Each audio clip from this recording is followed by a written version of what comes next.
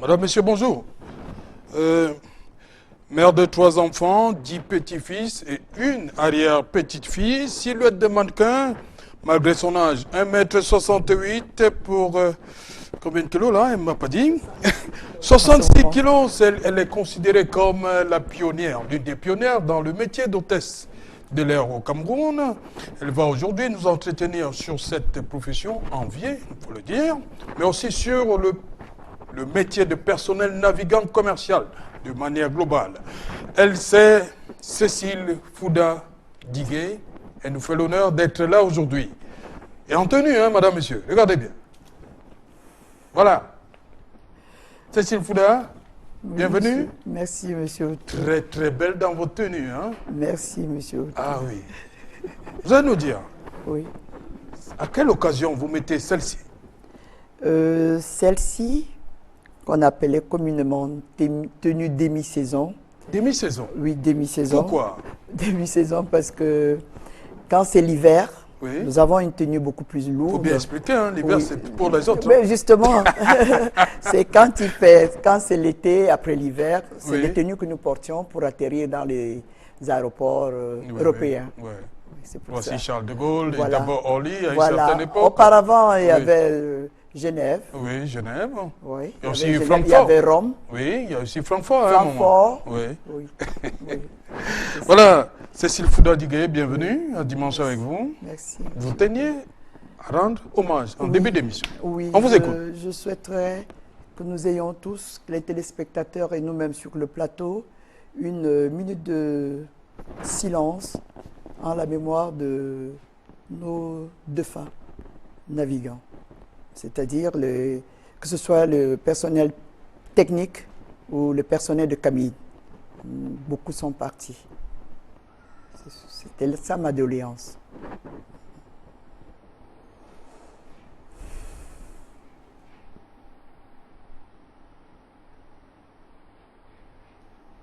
Merci. Voilà, merci. On vous l'a accordé. Parce qu'ils font un travail extraordinaire, hein, Extraordinaire. ce métier-là. Oui. Vous avez dompté la peur? Je dirais oui ou non. Parce que sur le visage, le passager ne doit pas lire cette peur. Oui. Mais nous sommes tous des êtres humains. Oui. On ne peut pas dire qu'on n'a pas eu peur. Parce que si on commence à ressentir À cette peur-là, ressentir, combien de c'est fois le la passager? panique, ce serait la panique à bord. Oui. Il n'y aura plus personne pour contrôler quoi que ce soit. Voilà. Et quand il y a panique, c'est dans tous les sens. Les gens vont chercher à sortir. Et ce ne serait pas possible de sortir. Parce qu'on ne peut pas ouvrir les portes en plein ciel. Donc, nous devrons contenir notre appréhension. Même si on sent la peur, on montre qu'on est des gens qui ont réussi déjà à dompter cette peur. Entre guillemets, bien Ok. sûr. Bon, je vais revenir sur cet uniforme-là. Oui. Au départ de Douala, vous avez le veston aussi? Parce que vous savez que Douala, c'est les oui, tropiques qui fait parfois, chaud. parce que nous avions un calendrier. Oui. Nous pouvons porter au début de Douala, juste pour accueillir les passagers, ou quand on arrive à l'aéroport, on est habillé comme ceci, mais juste après l'accueil, on enlève la veste pour pouvoir avoir l'aisance dans le travail. Dans l'avion. Oui. Ok. On va revenir sur cet avion-là qui vous a pendant longtemps permis de joindre l'Afrique à l'Europe. L'Europe. Le 747 Mont Cameroun, Oh là Boeing, là. TJCAB, La 11e province. 11e province, Oui. avec un certain commandant Ngono. Ah ben oui, Ah oui. qui est là. Oui. Il est passé déjà ici à cette émission, hein, commandant Ngono, qu'on salue au passage. Hein. Bon, dites-moi, Cécile Fouda, vous êtes citoyenne de Douala. Oui. Vous avez fait le primaire déjà, la maternelle. Oui. Le primaire, vous êtes revenu au lycée et tout ça, vous avez commencé à travailler à Douala. Voilà, oui. Mais depuis un certain nombre d'années, vous avez vu venir s'installer, même se développer ce phénomène de mototaxi. Oui. Quelle appréciation vous faites? S'il faudrait que je sois Vous qui vraiment- avez voyagé Oui. à travers Tout ce l'Afrique. que je déplore, c'est que ces gens qui essayent d'alléger les uns et les autres par rapport au déplacement, qui n'aient pas eu à suivre une formation. Ok. Parce que ce serait un moyen prisé par presque une bonne partie de la population. Mais le fait que les gens n'aient pas reçu une formation, c'est des risques. c'est des risques permanents. Et j'appréhende toujours le fait de savoir que mes enfants et petits-enfants sont derrière cette moto et mes relations. Parce qu'il y a eu beaucoup d'accidents, il continue à en avoir, des décès, des estropiés, bref. Le tout, c'est juste parce que ce n'est pas une mauvaise chose, la moto. Mais pour piloter la moto, il faudrait que vous ayez suivi le cours, des cours pour ça. Il y a le code de la route. Parce qu'au feu, quand le feu est rouge, les 3/4 se disent on peut traverser. Mais une voiture peut les ramasser en passant. Et quand leur couloir est bondé, ils se permettent de rouler en sens inverse. Et ça crée beaucoup d'ennuis. Moi, je dis, ça aurait été une bonne chose si ces gens pouvaient suivre une formation. Okay.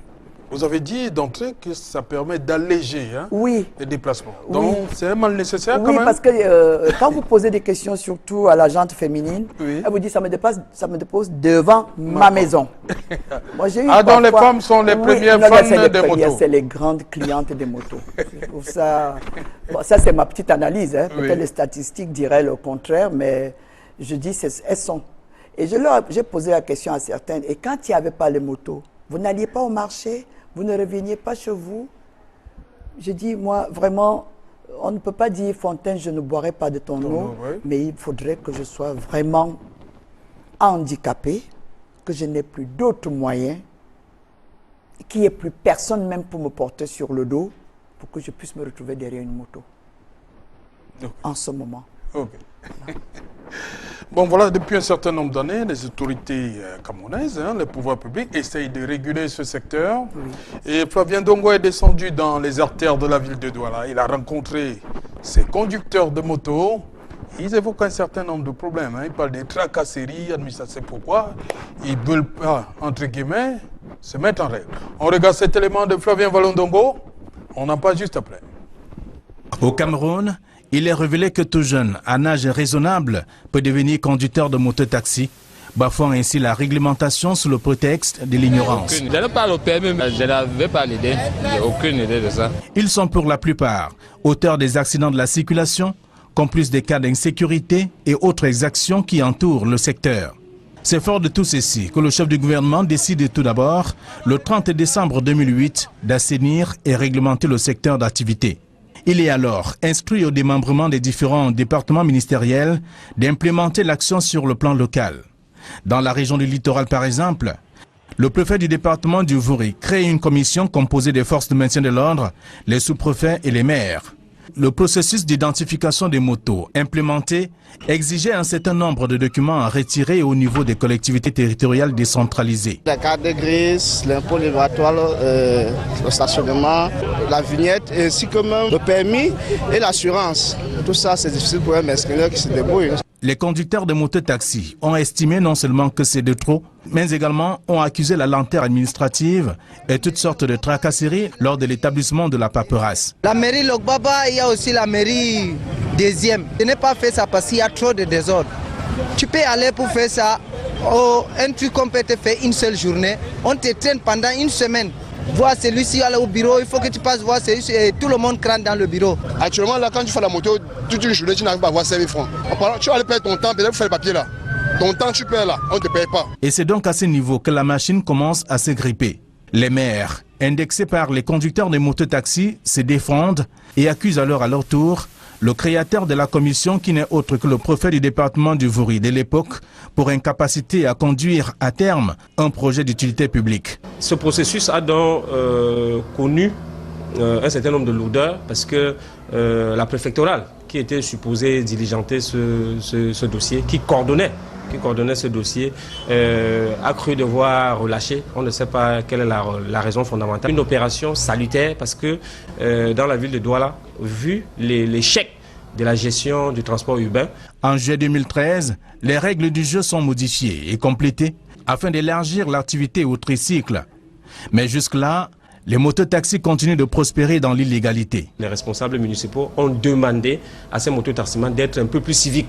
C'est déjà ça. Il faut commencer par accepter qu'il faut pouvoir être en règle. Et bien entendu, c'est le plus dur parce que, vous savez, c'est une profession qui regorge beaucoup de brebis galeuses. Selon les statistiques, plusieurs bonnes sources et non actualisées, les villes de Douala et de Yaoundé comptent à peu près 100 000 mototaxis avec moins de 5 000 qui sont conformes. Pourtant, l'objectif du gouvernement à travers ce nouveau texte était de réglementer cette activité de plus en plus prospère au Cameroun. Sans doute qu'avec les 3 mois que le nouveau ministre de l'administration territoriale vient d'accorder aux mototaximens pour se mettre en règle, le secteur des mototaxis se verra changer positivement. Merci Flavien Valondongo et Georges Mitterrand-Dam. Des 100 000 motos, Douala et Yaoundé. Oh là là. Ça fait peur? Oui, ça fait peur. Ça fait peur. Vous vous êtes retrouvé à un feu rouge, de côté. que ce soit de côté ou pas, beaucoup plus de côté. Et vous qui êtes de ce côté-là, comment vous faites souvent pour traverser? Cité des palmiers, PK8, tout ça, comment vous faites? Vous traversez un de côté quand vous êtes à pied, par coup du combattant. Vous regardez à gauche, vous regardez à droite. Vous avez plus peur de motos que de voitures.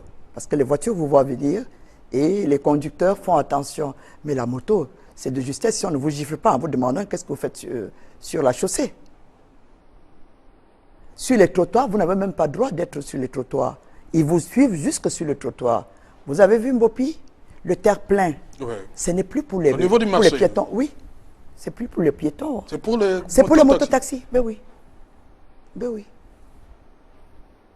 Mais s'ils avaient eu à suivre des cours, ils ne se comporteraient pas de la sorte.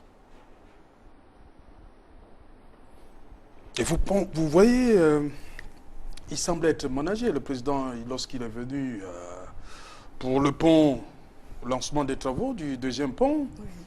Il a, à demi-mot, hein, il a confié ce pont-là, l'actuel, aux mototaxis.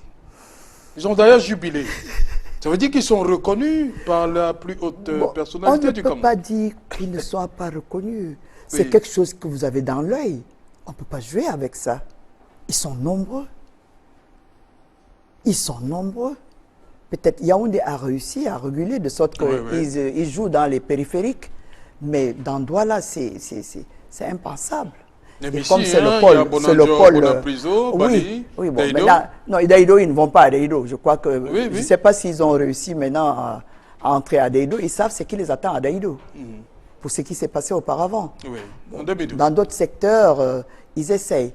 Mais je dis, si c'est des gens qui avaient suivi, comme les taximens suivent les cours d'auto-école, il y aurait moins de problèmes.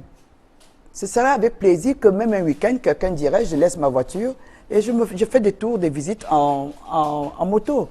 Ils n'ont pas de casque pour eux-mêmes, il n'y en a pas pour vous.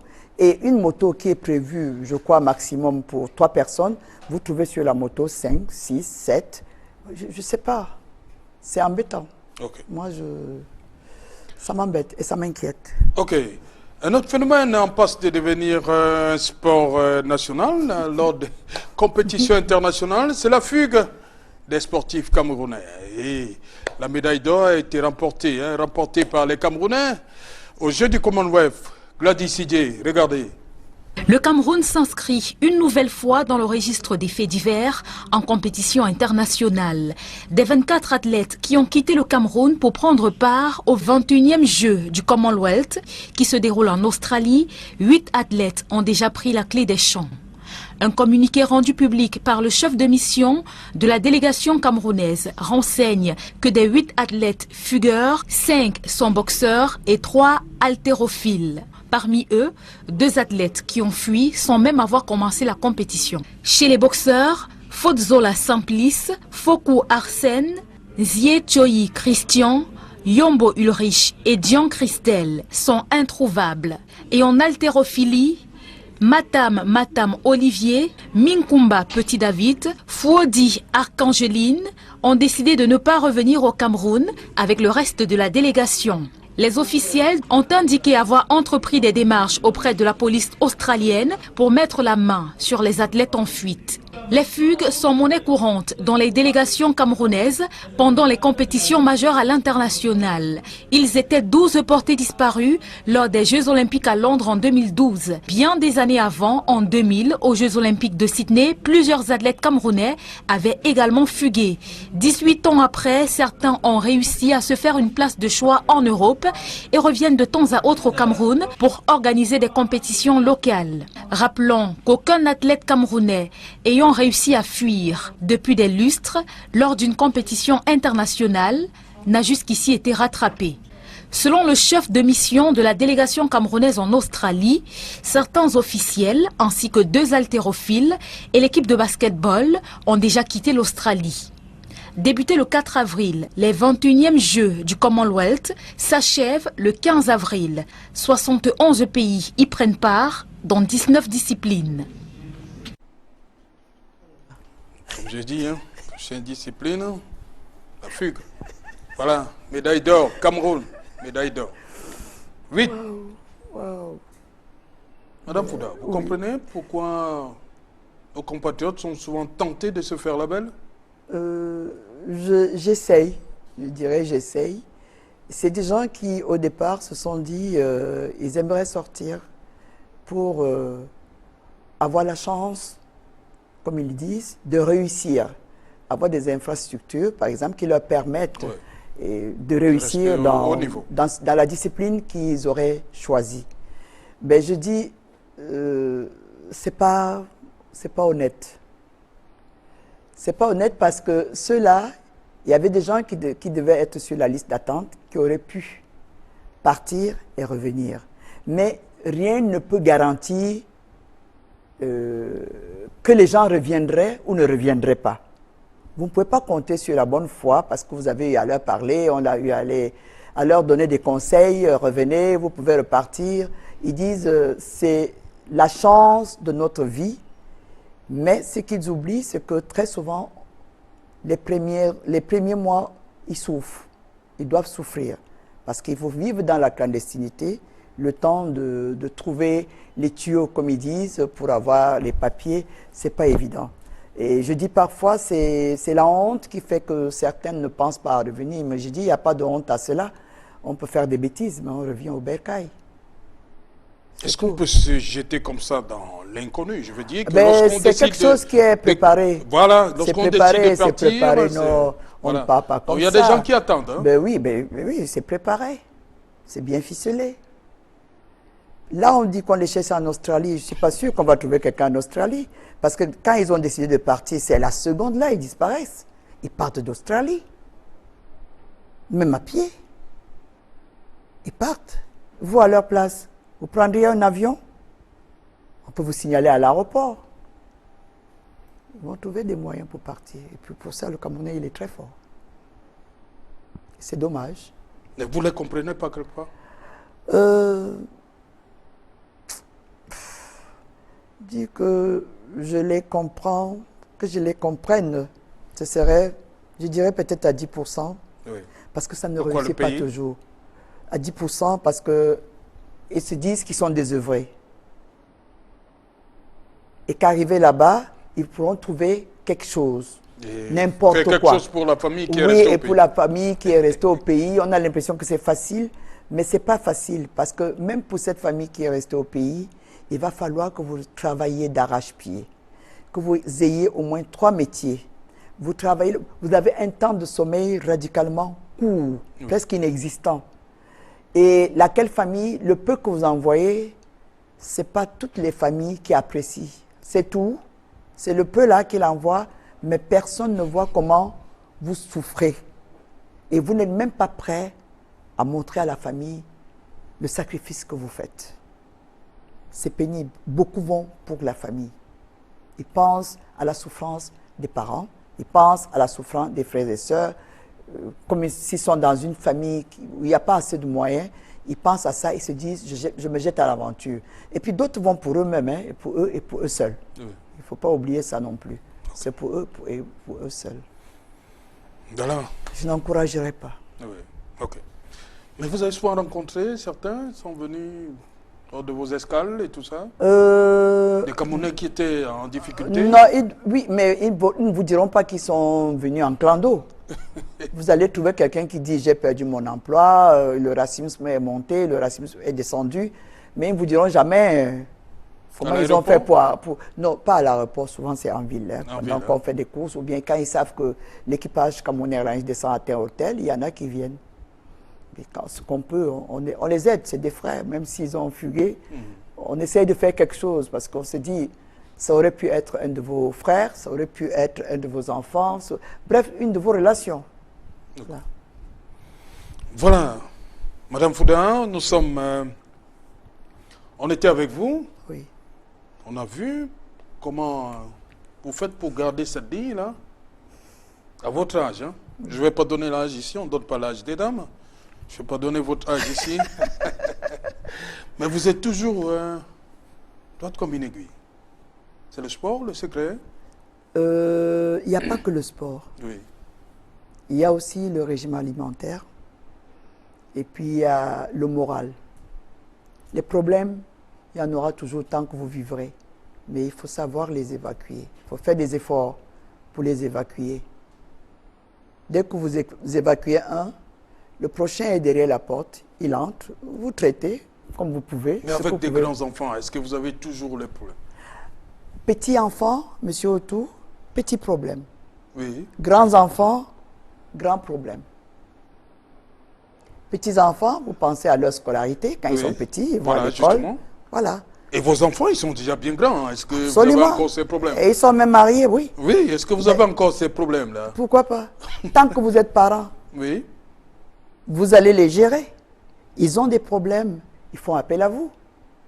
Pas tous les jours, Madame Fouda. Pas tous les jours, non. Oui. C'est pas tous les jours qu'ils ont des problèmes. Mais dans la cité des Palmiers, vous êtes quand même calme hein, depuis que vous avez pris votre retraite. Oui, ben, vous n'allez pas lire mes turbulences sur mon visage. Oui. Oui.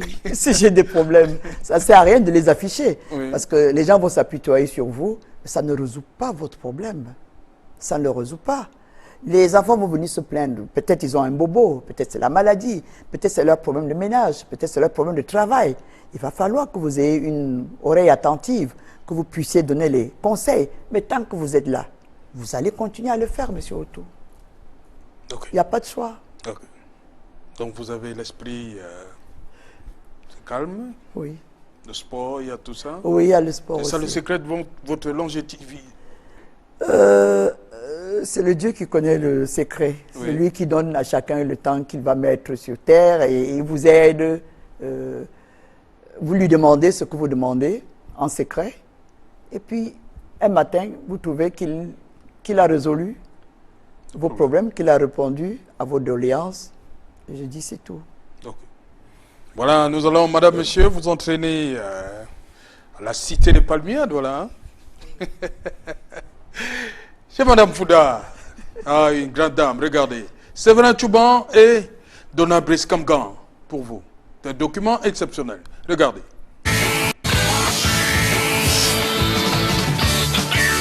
S'il fallait recommencer, je n'hésiterais pas. C'est un métier exaltant. Moi, je ne pense pas qu'il y ait plus beau métier que celui-là. C'est un métier qui sort de l'ordinaire. Quand les gens se reposent, nous, on est dans les avions. Quand nous sommes dans les avions, les autres se reposent. Les propos sont de l'une des toutes premières hôtesses de l'air de la Cameroun Airlines, l'ancêtre de la compagnie aérienne nationale du Cameroun.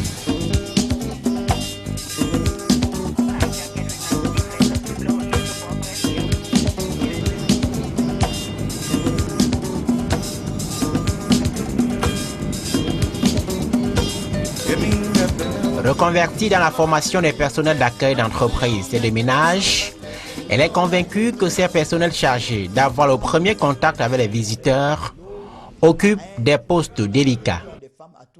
Je fais des petits briefings, je n'appelle pas ça formation en tant que telle, pour le personnel d'accueil dans les cérémonies.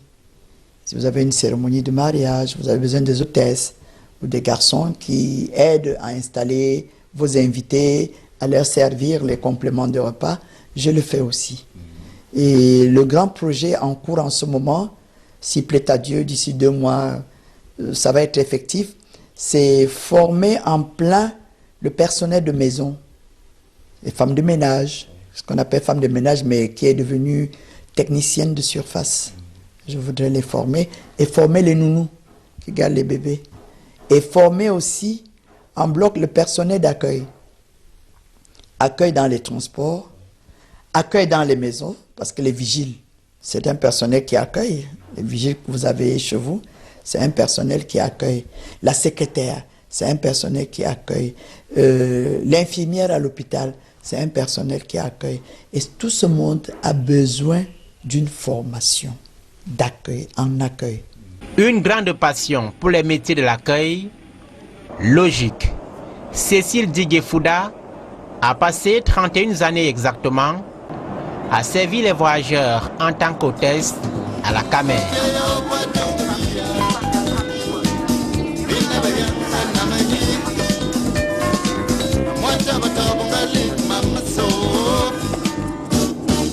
En 1971, lorsqu'Amadou Ahidjo décide de retirer le Cameroun de la compagnie aérienne continentale Air Afrique pour lancer une compagnie nationale propre, la jeune Cécile Fouda passe le concours de recrutement de la toute première cuvée des hôtesses de l'air lancée au Cameroun.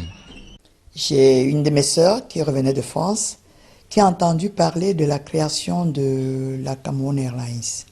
Elle m'a dit, je te vois bien hôtesse de l'air. Moi, je veux faire secrétariat, mais toi, je te vois hôtesse de l'air. Tente ta chance. J'ai rigolé un peu. Qui vous le dit? Ma sœur, une de mes sœurs. Et puis, tente ta chance. Je dis, bon, je veux le faire. Bon, ça ne demande rien. Qu'est-ce qu'il faut faire? Est-ce qu'il faut apprendre? Elle me dit, essaye. Je l'ai fait. J'ai écrit ma demande. Je l'ai déposée. Nous sommes en quelle année? Là, en 71. Là, c'est en 71. Et un matin, on me dit qu'on a affiché les noms des gens qui vont passer le concours, parmi lesquels le mien. Je suis allée au lycée de Newbell. J'ai vu des filles qui ressemblaient à des fées. Et je me suis demandé, mais toi, Cancrela, qu'est-ce que tu fais ici? Parce que toutes ces filles-là, elles sont grandes, elles sont claires, elles sont belles, elles sont... Bon, on ne se voit pas, on voit que les autres. Nous passons les tests. On nous interroge, fraîchement sortis de l'école, chacun a son petit anglais qui roule quand même à cette époque-là. Et à la fin, on affiche les résultats à Douala. J'envoie mon jeune frère qui est sur la photo avec moi aller lire les résultats du lycée de Newbell. Il revient, il me dit, tu n'as pas eu, hein? Je dis, je m'en fous. Je n'ai pas eu, c'est pas grave, je n'ai pas préparé. Et il se met à 5 mètres de moi, il me dit, ton nom est sur la liste là-bas. Je dis, si je vais au lycée de Newbell, je ne vois pas mon nom. Ta mère, qui est ma mère là, va te dire. Je m'habille, je vais au lycée de Newbell, je trouve 3 noms. Sur toute la flopée qu'il y avait, 3 noms. Le mien, à l'époque, mon nom de jeune fille, Digué Cécile. Deuxième nom, Moudissa Silo Julienne, elle est décédée dans le crash. Troisième nom, Ngapet Olga. Mince alors, c'est la magie. Nous sommes 3 reçus à Douala.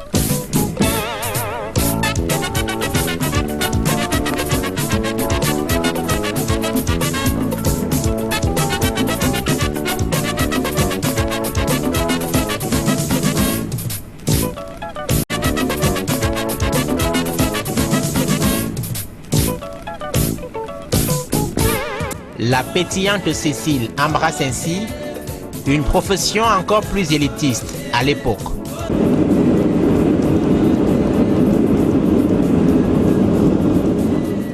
Servir les passagers à bord, les écouter, recueillir leurs impressions et doléances, même les plus capricieuses, elle l'a fait dans divers pays.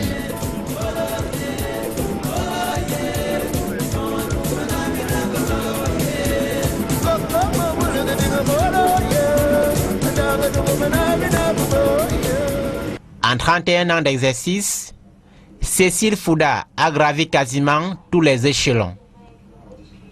Hôtesse stagiaire, hôtesse statutaire, chef de cabine, instructrice, contrôleur. Sur cette photo, l'hôtesse de l'air reçoit la bénédiction de Jean-Paul II en visite au Cameroun en 1995. Mais n'empêche, une certaine opinion porte un regard pas toujours valorisant sur les personnels d'accueil féminins. Oui, mais c'est pour ça qu'on parle du côté glamour et prestige de ce métier. Effectivement, on se faute à ces gens-là. Je vous ai montré la photo du pape. Il y a des gens qui paieraient très cher pour s'approcher du pape, pour ne même pas le toucher, mais s'approcher. Nous, on a eu ce privilège que le pape vienne dans notre avion, dans notre pays, et qu'on ait à être à son service pendant les 3-4 heures de vol, et qu'il ait eu à échanger avec nous, à nous bénir. C'est terrible.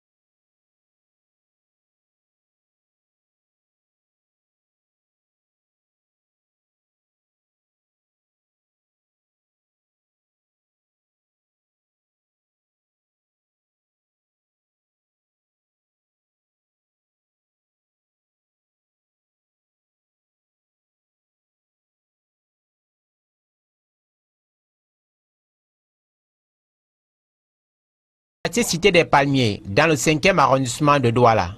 Je l'ai commencé il y a très longtemps, mais ça a été entrecoupé à cause de mon mal de genou. Mais depuis bientôt 2 mois, j'ai bien repris. J'ai bien repris depuis 2 mois et je me sens en forme.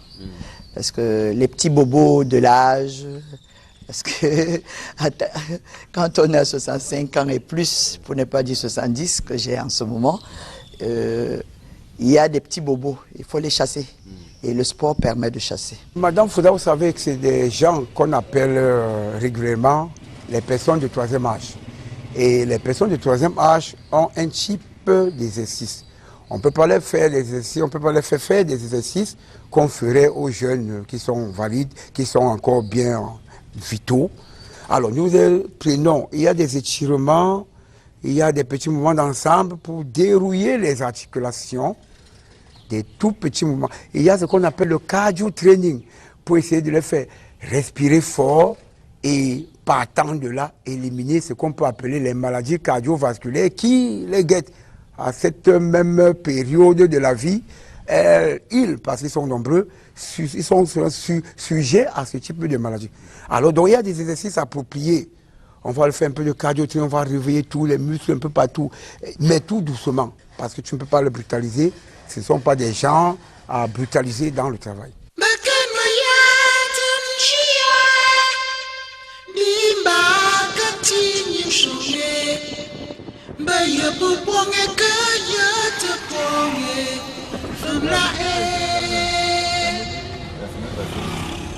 Depuis son départ en retraite anticipée en 2002, Cécile Digué-Fouda est leader de divers mouvements associatifs de femmes. C'est une dame qui a un caractère, je vais dire, particulier. Parce qu'au premier abord, on a l'impression qu'elle est très dure, qu'on ne peut pas l'aborder facilement. Je ne dirais pas qu'elle fait la police, mais bon, ce n'est pas loin de là. C'est pas loin de là. Les autres, Oui, oui. Elle veut tout ce qui est bien. Elle aime tout ce qui est bien fait. Quand vous organisez quelque chose, pensez-y. C'est-à-dire, il faut que ce soit bien fait. Vous voyez, non? Et ça fait que nous avons un certain âge et avec elle, on est obligé d'essayer de donner le meilleur de soi-même. Oui, oui. Elle m'a pratiquement vu grandir, on peut dire. C'est vrai, je suis son gendre, mais avant tout, je la considère d'abord comme une maman. Parce qu'elle m'a vu grandir, comme je vous disais tantôt. Maintenant, je la décrirais comme une femme méticuleuse, très sentimentale, malgré sa... Vous l'avez approchée, malgré son caractère assez rigoureux. Non, c'est une femme, c'est une maman. La rigueur, le mot revient chez la quasi-totalité de ses proches lorsqu'il faut parler d'elle. Et ce n'est pas en famille que la grand-mère est complaisante. Pratiquement pas de défaut en cette dame, si ce n'est sa rigueur, que tout le monde redoute. D'ailleurs, tout le monde redoute. Voyez-vous, je peux vous donner quelques anecdotes. La première qui me vient en tête, c'était quoi? Quand on était un peu plus jeune, quand on la voyait passer, si tu n'avais pas de babouche, de chaussures, tu rentrais directement dans ta barrière en mètre. Parce que c'est des petites choses qu'elle ne tolérait pas. Donc tout le monde la connaît. Parce qu'il faut dire que je suis pas allé bien loin. Hein. Je suis son gendre. Bien que je sois son gendre, je suis pas allé bien loin. On a pratiquement habité le même quartier. Dans le camp, on se voit à l'occasion de plusieurs manifestations, à l'occasion des réunions. Parce que c'est une dame qui est très sociable et qui tient à de bonnes relations entre les humains, toujours à l'initiative de rassemblement des gens. Et c'est dans ce cadre qu'on s'est toujours vu. Et puis, ça fait que très souvent, on a même souvent eu référence à elle pour apprécier certaines situations qui se passent dans le camp. Nous sommes tous les deux retraités. Donc, et nos relations sont toujours plus fortes. Même si on ne se voit pas tous les jours, on peut faire une semaine, 2 semaines sans se voir, mais nos relations restent intactes. Grâce au sport et une hygiène de vie appropriée, c'est à peine qu'elle fait une septuagénaire à l'œil.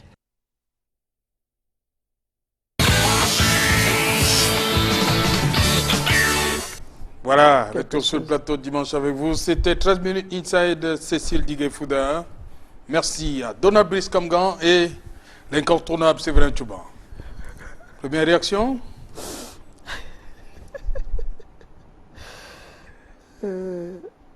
Tous ces gens qui vous aiment, qui vous disent ce qu'ils pensent réellement de vous.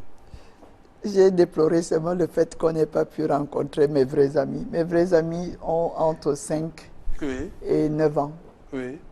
C'est ça mes vrais amis dans le quartier, qui viennent me chercher et qui me donnent même des noms.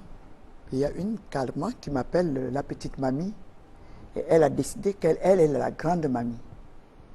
Elle a 7 ans. Hein? Et si je ne suis pas avec du monde, elle ne va pas m'appeler petite mamie. Et moi, je dois lui répondre la grande mamie. Et nous avons notre petit jeu. Dès qu'elle me rencontre maintenant, chacune lève les mains, les chatouille et on se met en rang. Donc, mamie chatouille. Donc, je leur dis bonjour en chatouille. C'est un monde fou, c'est un monde sincère. Oui. Il n'y a pas de problème. Quand Voilà. ils ont fait, mamie, on va venir chez toi. Hein. Il n'y a pas les fruits. J'ai dit, allez prendre au frigo. Ils vont, ils se servent. Les petits-enfants du quartier. Du quartier, pas les miens. Je ne parle pas des miens, je parle des petits-enfants du quartier. Oui. Oui. Et ça sonne à la porte. Quand on ne peut pas, on demande à quelqu'un de sonner. C'est qui? C'est nous. C'est nous. Je comprends la voix, c'est nous. Ce Oui. sont mes gens. Oui. Je dois les recevoir. Oui. Et je les reçois. Vos vrais amis du quartier. Oui. Oui. Ok. Il y en a qui décident. Hein. Elles m'ont vu, elles disent à leur maman, voilà ma grand-mère. La maman dit, hein? Elle dit, je te dis que c'est ma grand-mère. Et c'est parti. Et on m'appelle grand-mère, je réponds. Si je peux, j'achète des biscuits. Je peux ceci. C'est ma grand-mère. La mère est étonnée, elle raconte aux gens. Elle a décidé que c'est sa grand-mère. J'ai dit, oui, mais je ne ressemble pas à une grand-mère. J'accepte, je suis sa grand-mère. Des scènes comme celle-là, il y en a tellement. J'ai une qui habitait en face de chez moi. Les parents étaient sidérés. Elle avait 3-4 ans. Oui. Il fallait qu'elle vienne me voir, quelle que soit l'heure. Les parents ont beau lui dire, mamie dort, elle ne veut rien savoir. À telle enseigne que quand je partais de chez moi, quand je voulais sortir, j'essayais de marcher comme un chat pour ne pas la rencontrer. Et j'entends derrière la barrière, mamie. Ses parents éclatent de rire. Elle arrive chez sa grand-mère paternelle un jour avec ses parents. Elle parle de mamie, mamie. Sa grand-mère a l'air contente. Elle dit non, c'est pas toi. C'est la mamie. Mes histoires. Mes histoires, c'est ça. Ok, Cécile Fouda, je crois que les téléspectateurs ont dû remarquer. Vous avez changé de tenue, c'est ça? Oui. Et celle-ci, c'est pourquoi?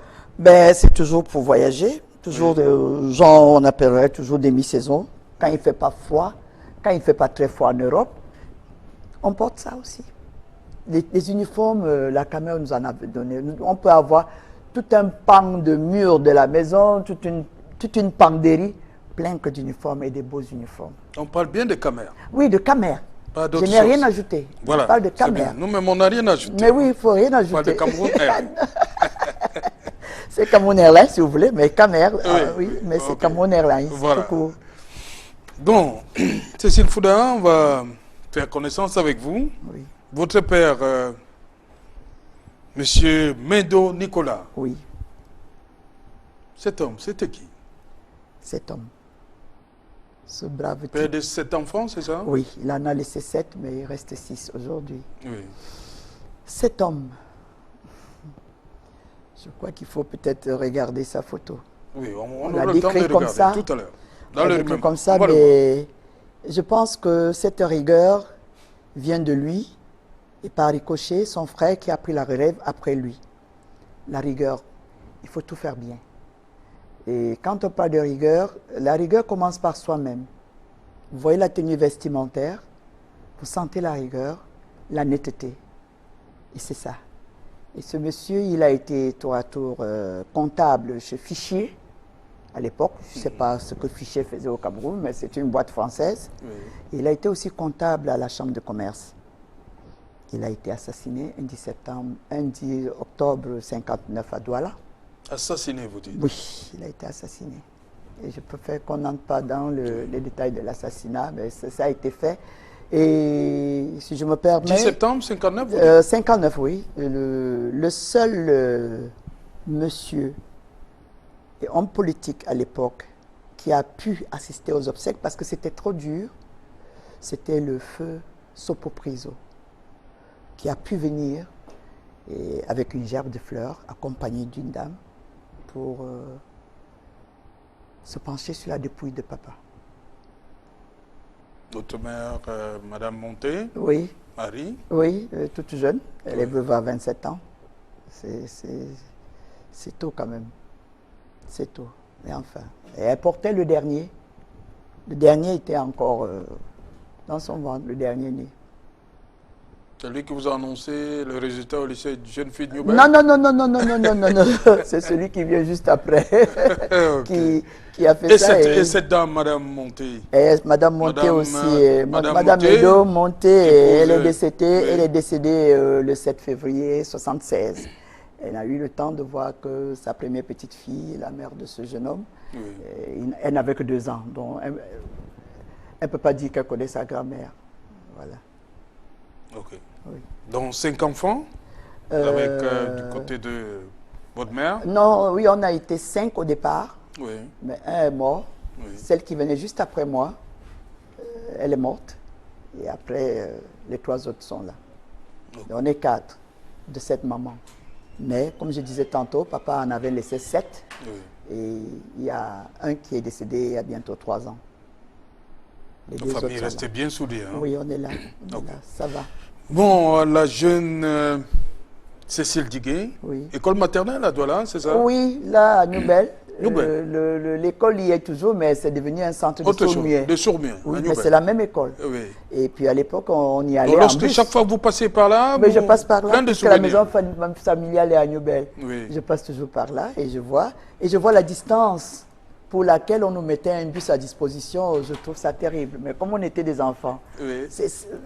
même pas... Déjà des bus, même pas 500 transport mètres. à l'époque. Oui, à l'époque, il y avait des blancs. Oui. Il y avait des bus pour transporter les petits-enfants. Surtout, papa était comptable, c'est ça? Oui, mais c'était pour tous les enfants du coin qui allaient là-bas. On voyait qu'ils étaient peut-être à plus de 100 mètres de l'école. On venait les chercher, mais ceux qui étaient à départ n'avaient pas besoin du bus. Oui. Et bien après, cette école, ce jardin d'enfants, j'ai fait les premiers pas du primaire à l'école Newbel, Bamileke. Oui. Et c'est là où et vos camarades de l'école de la maternelle, il y en a que vous ben, il y en voyez a encore? Ben oui, il y en a. Ah Il y en bon? a, oui, ce sont des amis d'enfance qui sont là. La maternelle jusqu'aujourd'hui? Oui, vous avez gardé ces liens-là? Oui, parce qu'on était... Déjà, l'avantage qu'on avait, c'était qu'on était presque dans le même quartier. Oui. Même ceux qui sont partis de loin. Même des camarades que j'ai eu par la suite à l'école primaire qui venaient de Dakwa. Parce qu'à l'époque, on parlait de l'école Newbel Bamileke et on parlait aussi de l'école Dakwa. Mais j'ai eu beaucoup de camarades qui sont des ressortissantes de Douala qui ont dû faire cette école Newbel Bamileke, qui était très prisée à l'époque. Oui. Okay. Après, il y a eu l'école des filles de Newbel Aviation. Aviation. Oui. Voilà. Oui. Avant le décès de papa. Oui. Et quand il est décédé, on a commencé à partir de ville en ville. Et après l'école aviation, oui. Vous allez en Bouddha? En Bouddha, oui. Chez qui? Pour quelques mois? C'est son frère. Son frère. C'est son frère qui prend la relève. Mais pourquoi vous restez là-bas quelques mois seulement? Quelques mois parce que c'était la période des troubles.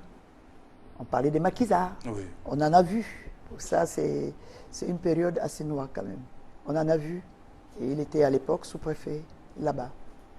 Et il est venu prendre ses neveux pour continuer à les suivre après le décès de son frère. Okay. Oui. Donc après Bouddha, après Bouddha, on est allé à Yaoundé. On n'a même pas eu à mettre longtemps à Bouddha. Vous êtes toujours avec votre oncle? Oui, mais lui, il est resté à Bouddha. Il a envoyé la famille à Yaoundé. Et dans les enfants, il y a un qui a refusé de partir avec nous. Un des enfants de la maison qui a refusé, qui a dit je reste avec papa. Son père. Oui, il est resté avec papa. Dans tout ça, nous sommes partis.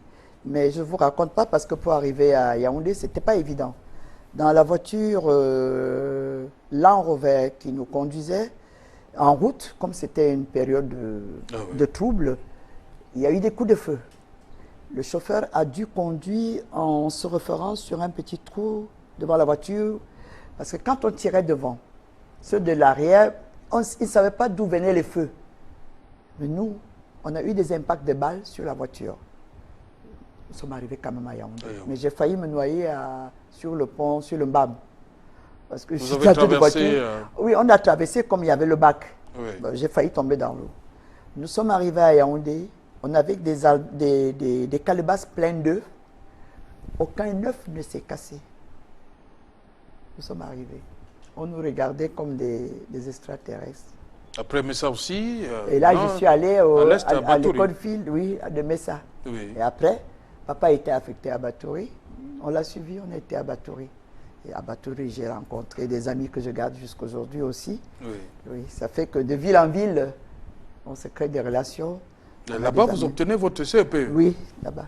Il y a un maître qui vous a marqué Là, oui, il est décédé, M. Tenga Isaac. Oui. Il est décédé Pourquoi? il y a bientôt En quoi il 5 était ans. particulier? Ben, on aimait suivre ses cours. On aimait suivre ses cours. Parce qu'il y a des gens qu'on aime comme ça, on ne peut pas expliquer pourquoi on aimait suivre ses cours. Et il ne nous bousculait pas beaucoup, mais on avait plaisir à suivre ses cours. Il n'utilisait pas le foin, parce Non. qu'à l'école primaire, Non, il n'utilisait quand on n'usait pas du foin, Non. on est Et ravis du j'ai eu maître. la chance de l'avoir comme voisin à la Cité des Palmiers. Oui. Oui, j'ai eu la chance de l'avoir comme voisin. Ok, après ça donc, c'est à Obala, secondaire. papa est allé à Obala, et puis je suis allé en toujours avec 6e lui? à Obala, oui. Oui. Je suis allé en 6e à Obala. Bon, je crois qu'il a dû entendre parler du lycée de jeunes filles. On donne une bonne formation là-bas, on apprend le savoir-vivre aux jeunes filles. Elles sont bien encadrées par l'équipe européenne qui était là, française, Madame Politi. Oui. Il a dit, bon, j'envoie ma fille là-bas. Pour qu'elle devienne une antilope. Oui, elle est devenue antilope. Je l'ai Ouais. envoyée là-bas, elle est devenue antilope. Et là, c'est de la 5e en seconde? En seconde, oui. Oui. Pourquoi vous êtes obligé de quitter le lycée des jeunes filles en seconde? Parce que, qu'est-ce qui s'est passé? Il s'est passé que les résultats du passage de 3e en seconde, il y avait des notes qu'il fallait avoir pour avancer. Et j'ai dû être recalé quelque part. J'ai dit, bon, papa a dit, dans ce cas, tu vas en Konsamba. Tu ne restes plus à Douala, tu vas au lycée de Konsamba. Et je suis allé au lycée de Konsamba. Jusqu'en Il terminale. fallait, ça changeait tout parce que je sors d'un lycée de jeunes filles, il n'y a que des filles. Maintenant, il faut affronter le regard des camarades garçons. Et nous avions... Ça vous dérangeait? Oui, ça change quand même. Vous avez passé de la 6e, en 6e, oui, il y avait un peu, c'était mixte, mais de la 5e jusqu'à... Vous êtes entre vous, mais maintenant, bon, il y a les autres. Donc, la concurrence va naître, ce qui est évident. Oui, la concurrence va naître, Et ça s'est bien passé. Je me suis adapté, puisque je me suis retrouvé avec beaucoup de camarades qui venaient de lycée jeunes filles, on ne s'était pas concerté. On s'est retrouvés, je crois, à 6 ou à 7. Donc, je n'étais pas dépaysé. Elle non plus. On se retrouvait un peu comme si nous étions encore dans notre lycée, surtout qu'on était à l'internat des filles, en Konsamba. Ça s'est bien passé. Mais l'avantage avec Konsamba, c'est que cette concurrence et ce climat permettait de s'adonner aux études. On avait un temps pour s'amuser, mais quand il fallait faire du bûching, comme on disait, tout le monde s'y mettait. Et avec le feu proviseur Ebanga Garcia, il y a eu beaucoup de succès sous le règne de ce monsieur, de ce proviseur. On imagine que c'était un monsieur, la oh là rigueur, là, c'était... oh là là, des classes de première, les premières C, tout le monde passait le probatoire. La classe est vide, tout le monde passe le probatoire. Super. Pareil résultat, le baccalauréat pareil. Alors qu'à l'époque, les mauvaises langues disaient que quand il y avait des professeurs, les expatriés qui arrivaient, on prenait les meilleurs pour le lycée Leclerc, on envoyait ceci et qu'on on mettait les déchets entre guillemets au lycée de Konsamba, mais Konsamba avait des résultats extraordinaires. Mais après Konsamba, il y a le lycée Leclerc aussi. Oui, parce que j'ai loupé le bac en Konsamba, je suis allé au lycée Leclerc. Oui. Mais après ça, donc, vous pensez déjà à une carrière professionnelle? Non, disons que l'idée du métier d'hôtesse de l'air est apparue. J'étais encore au lycée des jeunes filles. Oui. Je crois que je devais être en 5e ou en 4e. Oui. Nous avions des camarades, nos aînés, qui sont partis tôt, qui ont fait le concours, qui ont présenté le concours d'hôtesse de l'air à Air Afrique. Air Afrique, oui. Elles sont allées, elles ont été reçues. Et quand elles arrivaient en vol ici, au Cameroun, à Douala précisément, elles venaient nous rendre visite au lycée, habillées en hôtesse de l'air, avec leurs calots, avec leurs sacs. C'était terrible quand on les voyait venir. Et ça a commencé à faire tirer dans la tête parce qu'auparavant, je souhaitais devenir sage-femme. J'ai une de mes cousines très aimée, qui était sage-femme, qui a fait ses études en France. Et j'ai dit, je vais être sage-femme. Mais dès que j'ai vu ça, ça a trotté. Bon, entre-temps, je n'ai pas eu d'opportunité jusqu'à ce que ma sœur rentre de France et qu'elle me dise, voilà, on va lancer le concours, on va ouvrir, créer une compagnie aérienne camerounaise et moi, je te vois bien hôtesse de l'air. Moi, je veux faire secrétariat, toi, tu n'as qu'à faire hôtesse de l'air. Ben, j'ai dit, bon, tant qu'à faire, je vais tenter. Et je me suis jeté à l'eau. Voilà, on va voir comment tout ça... Comment ça s'est passé concrètement? Ce sera après le meilleur de la télévision avec un guest star, Maître Célestin Kengoum, un avocat stagiaire indigné. Regardez, madame, monsieur. MTV, c'est ça.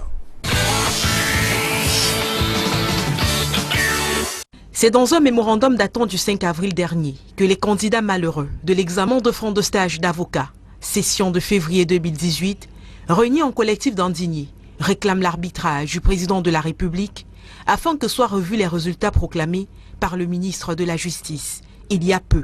Dans un test de 4 pages, il dénonce le nombre réduit d'admis à cet examen en revenant sur des éléments qui, selon eux, démontreraient à suffisance son manque de sérieux. À l'échelle de ceci, on peut noter la présence d'un impétrant sur la liste des candidats définitivement admis, alors même qu'ils n'auraient jamais, selon eux, été stagiaires, comme l'impose la loi du 24 octobre 2014 portant publication des listes de candidats. Déjà au niveau de la forme, ce texte est d'une médiocrité affligeante. Elle est même pitoyable. Rien qu'à la lecture de ce mémorandum, on se demande si les rédacteurs ou le rédacteur a vraiment le niveau d'être avocat. Ça peut expliquer beaucoup d'autres choses. Nous avons estimé que l'injure est trop grave et qu'il faut nécessairement saisir qui de droit, c'est-à-dire le président de la République, qui est garant du bon fonctionnement de nos institutions. Nous avons fait pour cela un mémorandum pour qu'on puisse obéir à ce que veut la coutume, c'est-à-dire qu'on publie les résultats par ordre de mérite. L'ordonnateur a voulu passer en non-valeur des excédents qu'il a constatés par lui-même.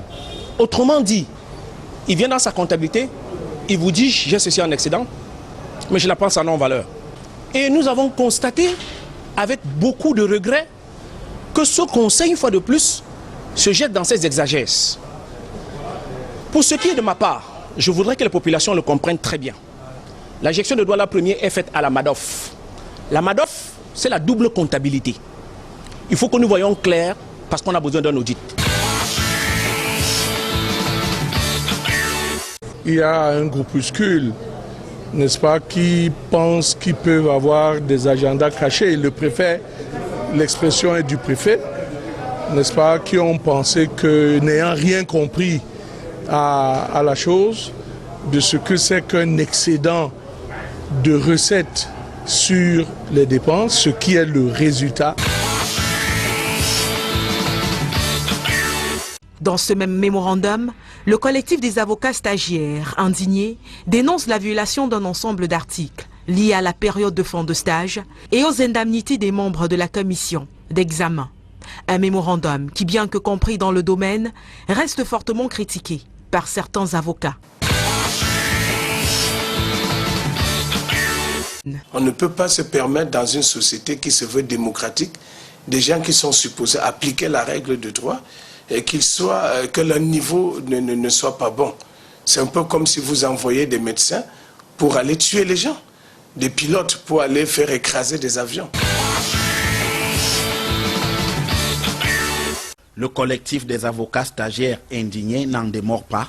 Pour lui, il y a bien eu tripatouillage dans la publication des résultats. On m'a appelé le samedi 31 mars pour venir à la direction des professions judiciaires. Alors, le confrère qui m'a appelé me dit, mais il se passe des choses, viens, tu nous retrouves. Parce qu'il faut absolument qu'on essaye de voir ce qui se passe. Je lui ai dit, je suis entré au barreau sans rien monnayer, sans rien faire. Même s'ils enlèvent combien, je suis parmi les majors, je ne peux pas rater. Au-delà même de ce texte, concernant la situation de manière générale, je dois vous avouer que j'étais assez choqué par le taux d'échec. La commune de Douala 3e, c'est 1 milliard 854 millions 678 494 francs CFA de taux de réalisation budgétaire en 2017. Un plafond jugé jamais atteint par l'exécutif de la commune, dominé par le SDF. 4 années de budget déficitaire. Est-ce qu'il faut en être fier? On ne peut pas être fier. Nous n'avons pas bien fait notre travail. Il faut l'avouer. Si vous êtes un décideur, vous votez 4,5 milliards de budget. À la fin de l'année, vous faites 41% de réalisation et vous taguez d'être un bon gestionnaire. C'est faux, vous n'êtes pas un bon gestionnaire. Et vous remarquez qu'il y a l'opacité surtout. Vous posez une question, au lieu de vous répondre, on se verse dans la diversion, dans la délation, dans le sabotage. Comme l'exécutif l'a déclaré, c'est franchement un conseil au rabais. Et dommage que la démocratie nous produise de tels spectacles.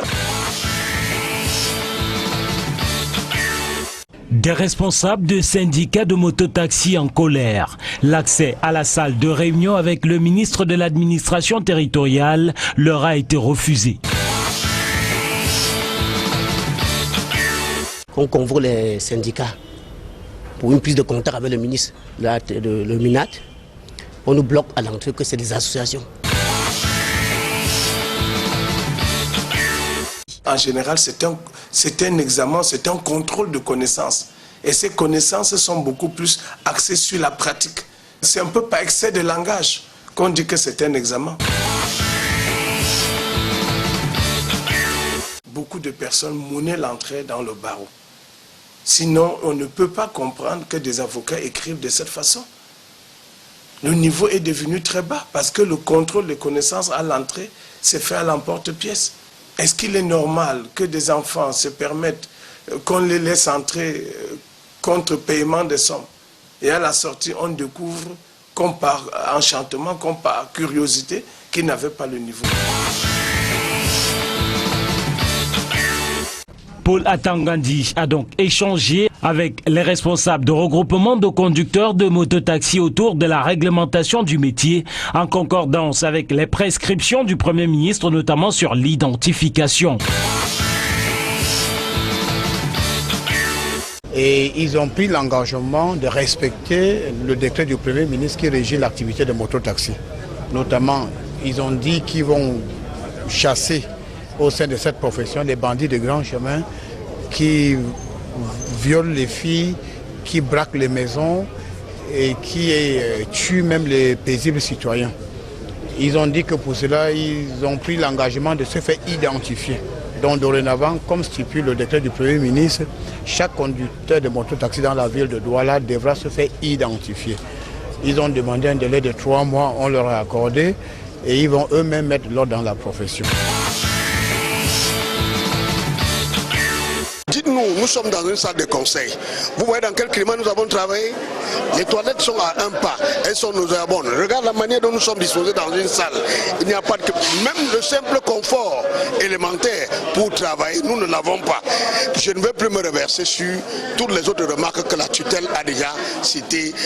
Manquement au niveau des recouvrements, personnel pléthorique, gestion familiale et bancale. La colère gronde parmi les 867 recalés des 1400 candidats de l'examen de fin de stage d'avocat pour l'année 2018 au Cameroun. Les affirmations du bâtonnier du barreau et d'un ex-bâtonnier selon lesquelles le niveau des recalés a été jugé mauvais sont considérées comme des injures graves qui justifient la formation d'un collectif des avocats stagiaires indignés et la publication par celui-ci d'un mémorandum adressé au chef de l'État. Parlant de l'une de leurs exigences, la publication des résultats par ordre de mérite, pour le collectif des avocats indignés, l'opposition de l'ancien bâtonnier, maître Charles Tchungang, à cette démarche s'explique par les errements observés lors de son passage à la tête du barreau. Il doit en avoir la preuve. Pourquoi on ne publie pas par ordre de mérite? Parce qu'il sait ce qu'il s'est passé lorsqu'il était bâtonnier. Nous ne voulons pas entrer dans la polémique. Nous allons élever les niveaux de cette affaire qui va se jouer sur le plan politique et sur le plan judiciaire. Des mensonges, des dénonciations calomnieuses en cours, tout simplement. Vous l'avez bien compris qu'il y a des règlements de compte politiques. Le président de la République ayant annoncé que cette année sera une année électorale, eh bien, les joutes ont commencé avant l'heure. Non, la voix du ministre peut être entendue à une seule condition, que les têtes des dirigeants, des leaders des mototaxis dans la région du littoral ne soient plus cognés. C'est un jeu. Il était également question d'évaluer, j'ai pris des mesures pour fermer les amureries et pour interdire la circulation des armes. Vous savez, au Cameroun, il faut avoir une autorisation d'achat, il faut avoir une autorisation de port d'armes. Et on avait des défis sécuritaires à relever. Donc il était question, sur très haute instruction du chef de l'État, de mettre de l'ordre dans le secteur. Je me suis abstenu de voter ce budget parce que ce compte administratif, parce que même le budget, j'avais dit qu'il était irréalisable, donc je ne pouvais pas le voter. Je l'ai dit ici, lors des travaux qui disent pompément les travaux en commission. Et j'ai régulièrement dit que les travaux se font en séance plénière. Bon, malheureusement, ce n'est pas le cas. Bon, nous sommes en fin de mandat, comme certains disent, et on a l'habitude de dire que, bon, peut-être les gens gesticulent parce que c'est la fin du mandat. Non, ce que nous disons aujourd'hui, nous sommes constants dans ce que nous faisons depuis le début de notre mandat. Nous l'avons relevé un certain nombre d'incongruités ici, là, dans la tenue de conseil, dans les documents qu'on nous transmet et autres. Depuis l'existence de cette commune, aucun maire n'a jamais fait le milliard en termes de réalisation. Nous sommes le premier exécutif qui fait traverser le cap de 1 milliard. Nous avions commencé à 1 milliard 200 millions. Aujourd'hui, nous sommes à 1 milliard 800 millions en 4 ans. C'est vrai que ce n'est pas l'objectif. Nous pouvions faire les 4 milliards. Malheureusement, il y a beaucoup de choses qui entrent en ligne. Je n'aurai pas suffisamment de temps pour m'étaler dessus. Mais comprenez, nous nous battons pour faire en sorte que déjà la distribution des fonds qui caractérise notre zone, parce que le prophète a dit, la zone est grande, mais plus les gens sont dehors, ils cherchent à se remplir les poches que de faire vivre la mairie. La silhouette plus fine que d'ordinaire, la mine détendue, le pas tout de même hésitant, et de nombreuses poignées de main et de saluts militaires parmi la hiérarchie des forces de défense, voilà comment Jean-Baptiste Bokam, le secrétaire d'État à la Défense, en charge de la gendarmerie sortant, est apparu lors de la cérémonie de remise du drapeau de la gendarmerie à son successeur Yves Landry, Galax et Toga.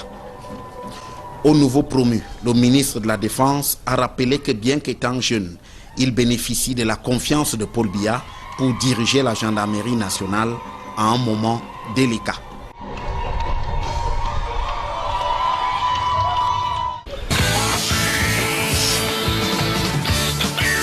C'est qu'en matière de contentieux administratif pour les requêtes, notamment contre les résultats, les requêtes collectives ne tiennent pas. J'ai déposé un recours gracieux préalable, acquis de droit, c'est-à-dire le ministre de la Justice, garde des Sceaux. J'ai déjà saisi le tribunal administratif pour sursis exécution, c'est-à-dire que cet arrêté portant publication de ces résultats puisse être suspendu jusqu'à éventuellement un contentieux. Véritablement, la trame de ce psychodrame qui se joue, le gouvernement n'est en rien impliqué. Il s'agit des membres du Rainbow au barreau du Cameroun et autres réseaux de monnayage et de corruption. Nous disons que cela ne peut pas. S'ils ne peuvent pas sortir les notes de tout le monde, qu'on sorte les miennes et qu'on dise que voilà, sur la base des PV. Mais qu'on revienne sur les copies, même sur les PV, et qu'on justifie que ces PV ont été signés par tout le monde, tous les membres du jury, et qu'on voit.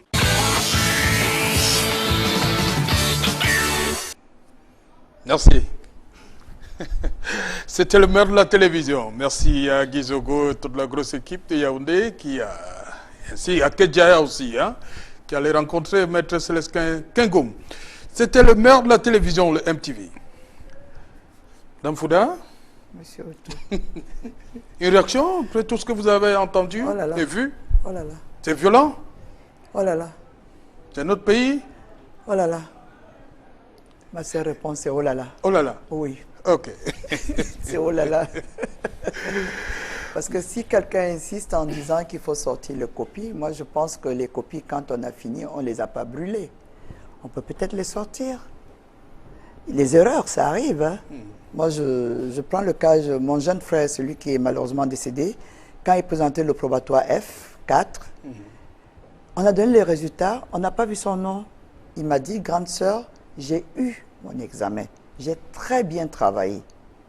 Et nous avions un de nos aînés, qui était inspecteur des PTT, qui est parti à Yaoundé, dans le centre des examens. On a recherché, il était admis. Il a été admis. Ça peut arriver qu'il y ait des erreurs. Moi, je pense que quand on insiste comme ça, et si on n'a rien à se reprocher, on regarde. C'est le taux très élevé Oui, d'échec. Hein, mais il ne faut pas non plus oublier que, je me permets de le dire, le taux d'instruction devient de plus en plus très bas. Oui, comme dit Maître Kengoum. Oui, oui, c'est très bas. Oui. Quand vous allez au niveau des enfants avec des licences et même des maîtrises, ils vous font ne serait-ce qu'une petite demande d'emploi. Si vous avez un bic rouge, je pense que s'il y a 15 lignes, à chaque ligne, vous devez souligner quelque chose. C'est pourquoi on exige souvent demande de manuscrit. Soit ce sont des fautes d'orthographe, soit ce sont des fautes grammaticales. Oui. Et c'est très embêtant. C'est à ce genre de personnes qu'il faudrait confier des postes de responsabilité. Point d'interrogation. Moi, je pense que le niveau de l'éducation, il faudrait qu'on revoie ça. À qui la faute? À tout le monde. À tout le monde. Personne n'est exclu. Les parents ne sont pas exclus. Les enfants ne sont pas exclus. Le gouvernement n'est pas exclu. C'est à tout le monde. Okay. Chacun est responsable à son niveau. Ok, on reçoit une dame hein, sur ce plateau. Et pour quand on reçoit une dame, il faut, madame, monsieur, de la belle musique. Et pour accompagner Cécile Digué-Foudin, un crooner, un jeune, très jeune, hein, Dino Flo Essengue. Dans l'album Souelemba, il chante Makoma Bobé. On sait ce que ça veut dire, les amis. Ils ne sont pas toujours ce qu'on pense, hein. Makoma Bobé. Dino Flo Essengue, dans le programme Dimanche avec vous, de Cécile Digué-Foudin. Le Gabon, Douala, Abidjan, la côtière et tout ça, et on remontait. Oui. Et on nous ramassait. On était dans l'avion, on ne savait pas qu'il y avait tel du Congo, tel de ceci, ainsi de suite. Moi, j'ai été reçue au Cameroun, l'unique. L'autre Camerounaise était à Paris. Et la deuxième Camerounaise a fait le concours à Abidjan, il a été reçu. Simone Schneck, une métisse. On se retrouve donc à Paris. On fait le stage, l'école à... Ça, c'est Air Afrique, à l'école des hôtesses de l'air et convoyeuses de France. Cette école était sous la houlette de la Croix-Rouge française. Qui dit Croix-Rouge française dit qu'en cas de pépin en France, on nous enrôle. On est des réservistes. Oui. Bon, Madame Vondor, on veut comprendre. Lorsque vous retrouvez les trois qui viennent du Cameroun, on vous prépare déjà ce premier vol-là, je crois, de 71. Qui marque l'arrivée du Cameroun dans le ciel africain et même du monde. C'est bien ça. Quand elles nous retrouvent, elles sont déjà rodées dans le métier, puisqu'elles voyagent déjà. C'est pour qu'on prenne le bain, je veux dire, ensemble, qu'elles sachent qu'elles vont nous encadrer. Étant nos aînés et ayant beaucoup plus d'expérience que nous, elles ont fait cette formation quand même avec nous, qui pour moi, ça devait être un recyclage pour elles, puisque le métier, elles le pratiquaient déjà. Voilà. Donc vous êtes trois? Oui, trois plus les 6 autres qui sont venus de Yaoundé. Hein. Nous sommes 9. Ce sont 3 de Douala seulement. Il y en a qui sont venus de Yaoundé, que vous avez cité tout à l'heure. Oui, ça fait 9. Ça fait 9. Plus les 2 qui viennent de Air Afrique. Ça fait 11, mais j'ai dit au départ, on n'était plus que ça. J'ai une photo même d'ensemble. On n'était plus que ça. Et il y a 2 Camerounaises qui se sont ajoutées. Mais une semaine après qu'on ait commencé des formations. Ce qui fait qu'elles ne pouvaient pas réussir le test de sortie parce que ça faisait quand même une semaine de cours avec théorie et pratique. Ce n'était pas rattrapable. Voilà, sur ce vol inaugural, le 707. Voilà, au début, le 1er novembre 71. 71. Oui, nous étions 3. Voilà, vous êtes trois, Olga... Madame Vondo. Oui, Madame Vondo, Olga Gapet. Et moi. Et vous? Oui. Et les stewards Les stewards sont d'Air France. Air France. Oui. Pourquoi il n'y avait pas de Camerounais? Et il y avait des Camerounais, mais on ne les avait pas encore reversés totalement sur les vols Ils venaient aussi d'Air Afrique? Oui, ils venaient d'Air Afrique. Ils sont nombreux qui sont venus d'Air Afrique. Oui. Madame Vondo, ce voyage-là, retour Paris, c'est Paris-Douala, c'est le premier vol, oui. Comment vous êtes senti de revenir au pays? Oui, c'était le vol inaugural. Oui. Nous l'avons fait de nuit. Oui, de Il fallait nuit. que l'avion parte tout de suite. Vous partez de Paris, Orly à quelle heure? Paris-Orly. D'Orly. À quelle heure? C'était un vol de nuit. C'était la nuit. C'était la nuit. Vous arrivez au petit matin à Douala. On était attendus. Oui. Vous étiez attendus? Ah ben oui. Elle a dit qu'on a fait le stage ensemble pour nous préparer quand même à cette nouvelle vie. Oui. Bon, pour nous, on avait déjà navigué, mais pour elle, c'était nouveau. Oui, donc on a fait le stage. À l'issue de ce stage, j'ai été major de la promotion. Et c'était bien, parce que dans la mouvance, il y avait palabre entre Air Afrique, le président Ahidjo, qui dit que je me retire d'Air Afrique. Ça fait beaucoup de bouquins justement. À l'époque. Et Cheikh Fall, qui était le PDG d'Air Afrique, qui dit, avec le départ du Cameroun, Air Afrique n'en mourra pas. Ça encore... Énervé, le président Ahidjo. Oui, tout le monde, nous tous, c'est-à-dire on était plus que jamais décidés à aller et de monter ce défi-là. Parce que ce défi, et puis il fallait que nous soyons tous derrière le président Ahidjo. Et c'est ce que vous avez fait, hein? C'est ce qu'on a fait. Et je vous assure, on nous licencie le 31 octobre. 1er novembre, Camer commençait avec tout ce qu'il y avait comme infrastructure, comme matériel roulant, c'est-à-dire si on avait des avions, les voitures et tout ça. Nous avions des bâtiments, l'immeuble plein ciel, qu'on appelle immeuble plein ciel à Bonanjo, qui venait d'Air Afrique et donc qui a été reversé pour le personnel qui venait d'Air Afrique à la Camer et tout. Ils ont balancé les comptes, Air Afrique et le Cameroun. C'est comme ça qu'on s'est retrouvés à Camer. On a commencé du jour au lendemain. Les SUP sans formation, hein, parce que... Ok. Bon, on va revenir au métier même, métier en lui-même, ok? Est-ce qu'une hôtesse de l'air, sa vie prend un coup? Les grossesses. J'ai cité sur le cadre des grossesses. C'est interdit déjà? Avant d'arriver même sur la grossesse. Oui. Je peux parler? D'abord, pour être hôtesse de l'air, les conditions, vous les remplissez, vous êtes hôtesse de l'air. Vous découvrez dans le métier beaucoup de choses, pendant la formation même déjà.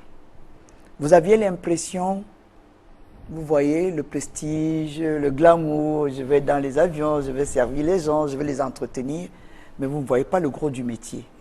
Et c'est cette partie du métier la plus importante, la plus grande responsabilité que le PNC, personnel navigant de cabine, a, qu'on ne voit pas.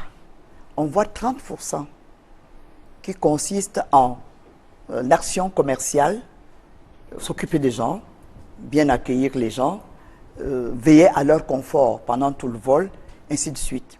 Mais nous sommes dans les avions pour la sécurité. La sécurité des hommes et la sécurité de l'appareil. Et tant que vous prenez des vols, vous effectuez des vols et qu'il n'y ait pas eu un pépin, vous ne verrez l'hôtesse de l'air que comme la bonne serveuse de Coca-Cola, comme ils nous appellent très souvent. Et moi, je dis, je suis fier de cette appellation, mais il faut ajouter serveuse de Coca-Cola de luxe. Parce que ce n'est pas donné à tout le monde de servir le Coca-Cola au président de la République, au pape, à des dignitaires du monde. Donc, nous sommes fiers d'être des serveuses de Coca-Cola, mais il ne faut pas oublier d'ajouter de luxe. Donc, ce côté, il faudrait une formation rigoureuse et approfondie pour savoir manipuler les, comment on appelle ça, les matériels de sécurité, savoir manipuler un extincteur, savoir manipuler une bouteille d'oxygène, Parce que quoi? C'est un métier. L'hôtesse de l'air travaille dans un cadre pluridisciplinaire. Elle commence par la communication. Après la communication, il y a la sécurité. La sécurité, il y a la sûreté.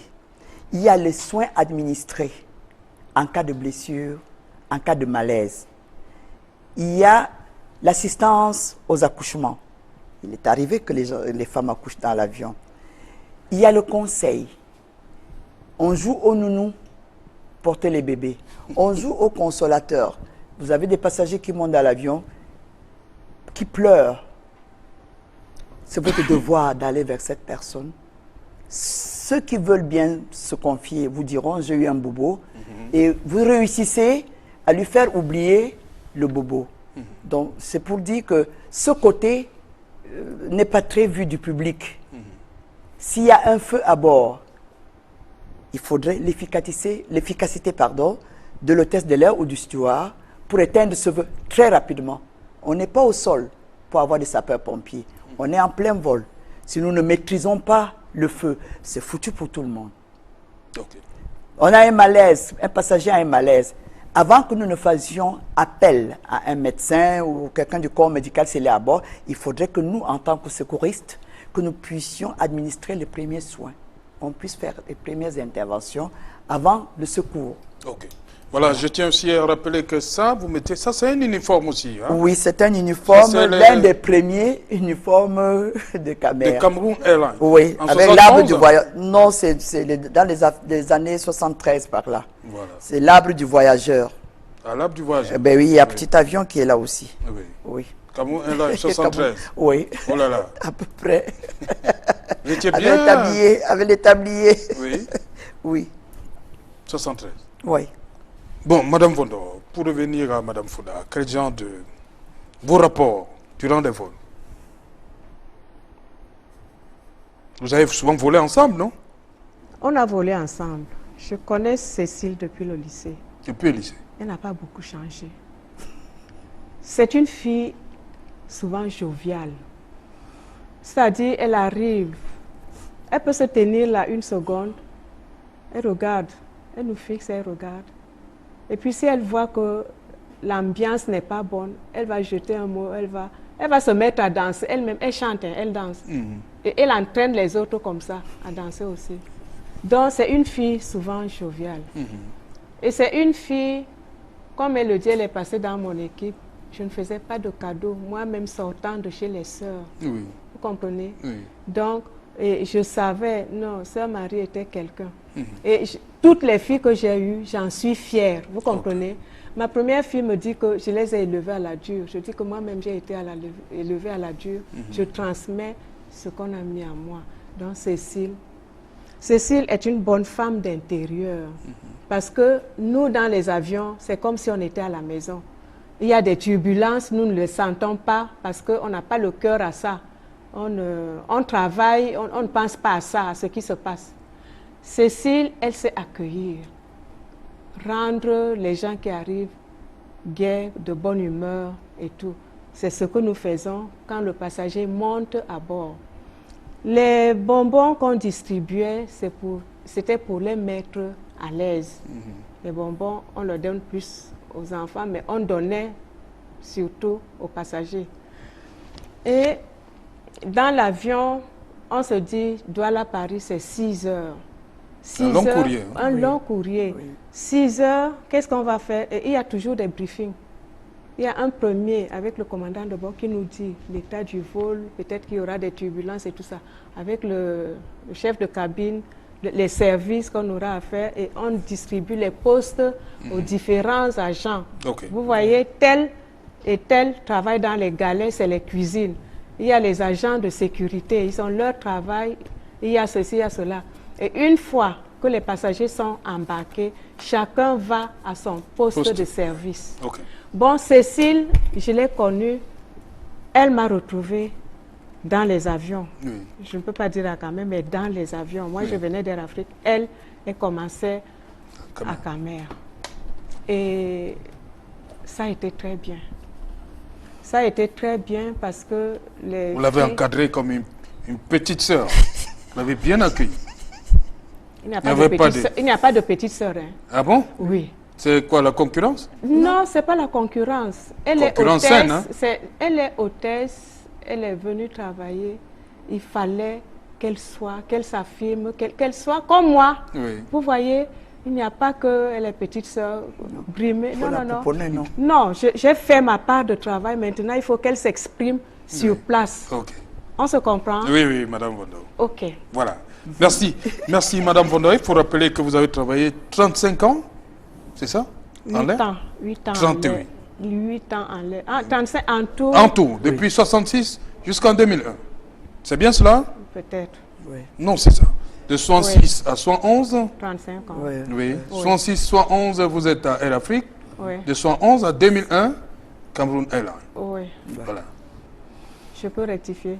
Oui. 71 à 74 dans les avions. Oui, dans les avions. Et après, j'ai été affectée vous êtes au sol. Oui. Ok. Comme instructrice, toujours? Je n'ai pas été instructrice. Je devais remplacer une dame qui était responsable des relations extérieures. Ok. À Cameroun Airlines? À Cameroun Airlines. Elle rentrait à Air France et c'est comme ça qu'on m'a affectée à son poste. Son mari était chef d'escale. Oui. Bon, je peux ajouter quelque chose pendant... Oui, rapidement. Nous avions un problème. Oui. Les hôtesses avaient des problèmes. C'est-à-dire, on acceptait le mariage et un seul enfant. Oui. J'arrive à la Camer, je suis mariée. Mon mari travaille au Cameroun. Il a commencé au chemin de fer. Oui. Après, il a été affecté à la SICAM avec un détachement gouvernemental. Moi, j'habitais Paris. Air Afrique, j'habitais Paris. Donc, quand je faisais des vols sur le Cameroun, je pouvais demander une petite rallonge. J'arrive à Douala, je prends le train couchette. S'il n'y a pas d'avion pour Yaoundé, je vais à Yaoundé. Quand mon mari a été affecté à Yaoundé, et j'avais un seul enfant. Cette situation commençait à nous énerver, nous. Oui. Je suis à Camer et celle d'Air Afrique, j'avais laissé ce problème-là. Ils ont même vu le pape, mais ça n'a rien changé. Je décide donc d'écrire. J'écris à la hiérarchie. Ils disent qu'ils ne peuvent pas prendre sur eux la décision.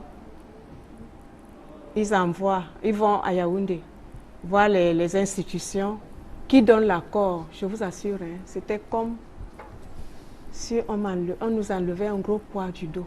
Okay. Et qu'est-ce qui se passait? Les stewards, ils n'ont jamais eu ce problème. Ils pouvaient être polygames. Ils pouvaient avoir 100 enfants. Il n'y avait pas de problème. Okay. Mais le problème, c'était au niveau des femmes. Donc, quand on m'a appelé pour me dire que le problème est réglé, on ne limite même pas à 2. Hein. Vous pouvez faire autant d'enfants. Autant d'enfants.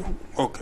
Voilà. C'était une grande joie. Voilà. Et à partir de là, les nouvelles vont vite à Air Afrique et tout ça. Air France, je ne sais pas. Voilà. Madame Vaudor, vous avez tellement de choses à dire. On va voir comment vous êtes un monument. Hein, en tout cas, vous êtes là vous êtes venu parler de Cécile. Oui. Je crois que vous méritez aussi une émission. Absolument. Merci beaucoup. Vous avez des choses à dire. Beaucoup. En tant que pionnière. La Bible. Okay. Beaucoup. Vous êtes une Bible. Merci. Voilà. Merci. Vous êtes venu dire une ou deux choses, encourager surtout. Hein. Oui. Cécile Digué-Fouda. Merci. Oui. Je suis vraiment contente de la... Elle est toujours belle, non? Oui, toujours. Malgré l'âge, hein, elle est toujours... Je lui ai demandé son secret, elle m'a dit... Toujours pimpante. On nous l'apprend pendant le métier. Hein. Ah bon, comment rester belle? À Paris, on n'allait pas dans n'importe quel institut de beauté. Ah bon? Et payé par la compagnie. Oh là là. Non, les hôtesses ont eu beaucoup d'avantages. Ouais. C'est la belle époque. Hein? La belle époque. J'espère que les choses ont changé. Hein? Non, ça va revenir. Ah bon? Ça va revenir. Ok, merci. Merci, madame. Ne partez pas encore. Voilà. Nous, on va continuer. Madame Fouda, je parlais des grossesses. On dit c'était limité. Un seul enfant? Oui, moi je veux dire ceci. Il faudrait qu'on sache déjà, avant que ce ne soit arrivé au niveau de Madame Vondo au Cameroun, il faudrait déjà qu'on sache que déjà l'appellation hôtesse de l'air, nous le devons à une Américaine du nom de Helen Church. Oui, qui était pilote de formation et infirmière. À l'époque, dans les années 30, Helen Church voulait être pilote à Bad. Boeing Air Transport. Oui. Mais comme c'était la jante masculine qui régnait, on n'a pas voulu de femme. Étant infirmière, elle a réussi à convaincre un des responsables en lui faisant comprendre que la présence d'une jeune femme à bord des avions qui serait un plus et qui plus est une infirmière. En cas de petit bobo, elle interviendrait facilement. Et elle a touché ce monsieur qui a parlé à la hiérarchie, qui a donné son aval, et Madame Helen Church a été nommée. Elle a été prise comme hôtesse de l'air. Donc c'est elle qui fait que nous profitions d'elle pour cette appellation de hôtesse de l'air. Elle a fait son premier vol San Francisco, Chicago. Elle a fait le premier vol. Et ensuite, le secourisme a été introduit. Ça part toujours d'elle parce qu'elle est infirmière. Elle attire leur attention sur les petits bobos qui peuvent survenir à bord. Et il faudrait que le personnel ait quand même les prémices des soins. Ce n'est pas approfondi, on ne va pas deviner les infirmiers ni les médecins, mais qu'on sache le petit geste de secouriste, c'est d'elle qu'on doit. Et maintenant, elle s'est battue, il y a celle qui s'est battue pour que les hôtesses puissent se marier. Oui. Parce qu'au départ, elle n'avait pas le droit au mariage. Donc, quand on dit qu'on n'a pas le droit au mariage, ce n'est pas un bébé que vous aurez droit. C'est une Américaine qui s'est battue. Et on a accepté qu'elle se marie. Et l'affaire de faire un enfant est arrivée. Et à Camer, ils ont pu accepter que nous puissions faire 3 enfants. Mais quand vous êtes en grossesse, vous pouvez tenir jusqu'à ce qu'on ne voit pas votre ventre apparaître. Oui. Mais quand il apparaît déjà, ça ne va plus avec une... Vous avez vu ça? Oui. Et ça, je peux garder une grossesse de combien de mois? Comment vous avez géré les vôtres? On a géré comme toutes les autres. Votre première fille vient, oui, alors que vous avez commencé le travail oui, en 1974. Oui. Comment vous avez géré ça? J'ai géré. Vous avez mis... Non, j'ai porté la grossesse jusqu'à, je crois, 3 ou 4 mois. Oui. Et je suis descendue. Et là, on vous trouve du travail au bureau. Oui. Vous travaillez, vous accouchez. Oui, au sol, oui. Et vous accouchez et vous reprenez les avions. Vous reprenez. Voilà. Nous sommes en 1914. Oui. Mais là, la vie de famille et la vie sociale, c'est difficile. Oui, je vais revenir à M. Fouda tout à l'heure. Voilà. Hein, et avec le métier. Le ménage, c'est difficile. On va en parler tout à l'heure. D'accord. Bon, est-ce que il y a forcément de la jalousie? Comment vous gérez ça? De la jalousie. Peut-être avec celles qui sont au sol, il n'y a pas ça? Il y a cette petite rivalité. Là, il y a les volantes et les rampantes. Oui. Mais vous les regardez de haut comme à partir d'un avion? Mais puisqu'on est en haut. Oui, vous les regardez? Oui, on est en haut. Mais on a des amis. Donc vous comprenez? Vous avez aussi des amis au sol? Mais bien sûr que oui. Bien sûr que c'est des collègues. Elle vous regarde comme ça aussi? Non, c'est des collègues quand même. Que ce soit celles qui sont à l'aéroport ou ceux qui sont dans les bureaux. Nous sommes des maillons d'une seule et même chaîne. Et nous avons intérêt à travailler ensemble pour que ça marche. La finalité, c'est quoi? C'est mettre le passager à l'aise, qu'il soit content de son vol. Ce qui fait, et nous sommes malheureusement le maillon qui encaisse beaucoup. Parce que le passager qui a la réservation a dû avoir un accueil qu'il n'attendait pas, il le garde. Quand il vient s'enregistrer, il a des excédents de bagages, il ne peut pas exprimer sa colère, mais dès qu'il monte, qu'il franchit le seuil de l'avion, le bonjour que vous adressez, c'est de justesse si certains ne vous giflent pas. Parce que la rancœur est là. C'est l'uniforme de Camer depuis l'agence jusqu'à l'enregistrement. Et vous êtes Camer. Et c'est vous qui passez le plus de temps. Nous sommes le personnel qui passions le maximum de temps avec le passager. Et ils déversent les colères sur nous. À l'entrée? Oui, à l'entrée, mais nous savons comment prendre. On sait qu'ils n'ont rien contre nous. C'est l'uniforme. Ils n'ont rien contre moi, Cécile Fouda, mais c'est l'uniforme, c'est la Camer. Et je représente la Camer. Je ne dirais pas que je ne la représente pas. Je représente l'image de marque de cette compagnie. Ce qui fait qu'il y a des comportements qui ne doivent pas venir de moi. De moi comme de mes collègues. Avec cet uniforme. Et même hors uniforme. Parce que nous sommes tellement reconnus que partout où nous passions, avec ou sans uniforme, les gens nous juge par notre comportement. Okay. Voilà. Voilà, Cécile Digué-Foudin, vous demandiez tout à l'heure, c'est qu'il... Oui, oui. Lui, c'est Dino Floyd-Singé. Oui. Elle a posé la question, hein, notre invité. Bienvenue, Dino. Ouais, bonjour à tous. Bonjour, ça va, c'est les femmes aujourd'hui, hein, au tête de l'air. Hein. Oui. Déjà, je suis bluffé par la dame. Oui. J'ai vu les images, j'écoute son témoignage, j'écoute son vécu et tout. Donc, respect, madame, respect. Merci. Et pour cela, je vais vous donner mon nouveau maxi single en featuring avec Sergio Polo. Merci. Vous avez écouté à la maison. Merci, merci bien. Merci, vous chantez bien. Merci. Mais j'aimerais comprendre. Bon, la chanson de tout à l'heure a été composée par Monsieur Jackie Noumbé. Oui. Voilà, ça parle de. En fait, c'est un monsieur qui dit à sa femme, n'écoute pas les ondits. Tu es la seule que j'aime. Wandé Nathan non. Tu es la seule que j'aime, que je désire. Donc celle de tout à l'heure. Ah, ok. Oui. Ok, oui, Jackie n'écoute Noumbé, pas c'est les un grand ondits, chanteur. n'écoute pas les mauvais amis. Chanteur, Jackie Noumbé, Voilà. Grand compositeur aussi. Oui, oui, oui. Bon, Dino Floyd-Singé, voilà, on se pose des questions. Hein. Dino Flo, Sergio Polo, comment ça a commencé? Comment ça a été Déjà, Sergio Polo, comme Papa Bendeka, Sergio Polo, c'est mon grand frère. Le chanteur de charme, hein, Sergio Polo. Je suis le choriste de Sergio Polo depuis l'illustre. Oui. Donc, et en même temps, je suis son petit frère. Donc, le featuring avec lui, ça s'est passé d'un coup. Hein. Donc, après l'enregistrement de son album, Fleurs et Vénus, voilà, donc j'avais déjà fait la chanson. J'ai dit à mon grand frère, j'ai une chanson comme ça. J'aimerais faire ça avec toi. Il me dit, ah bon, tu es sûr? Fais-moi écouter la chanson. C'est quand il arrive au Cameroun que je lui ai fait écouter la chanson. Il me dit, non, on va refaire cette chanson. Ok. Voilà, donc où on reprend le travail à zéro et tout. Donc il me propose beaucoup d'idées. Voilà, et après ça, donner ce que vous écoutez aujourd'hui dans les chaînes de télévision et dans les radios partout. Très belle chanson, hein. Oui, que je t'aime. Ouais, qu'on va découvrir tout à l'heure. Oui. Voilà, merci Dino hein, d'être passé, merci. Merci à vous. Vous allez vous positionner de l'autre côté, ne partez pas encore. Oui. Mais là, moi je continue avec Cécile Digué-Foudin. Voilà, vous avez dit vous flottez à tout genre de personnalités, absolument. On va le dire comme absolument, ça. Oui. On va aller direct là. Oui. La personne qui vous a le plus marqué positivement, on commence par là. Le pape. Le pape? Ah ben oui. Pas le président de la République? Je ne dirais pas le président de la République, mais je dis le pape parce que le pape, c'est le monde entier. Oui.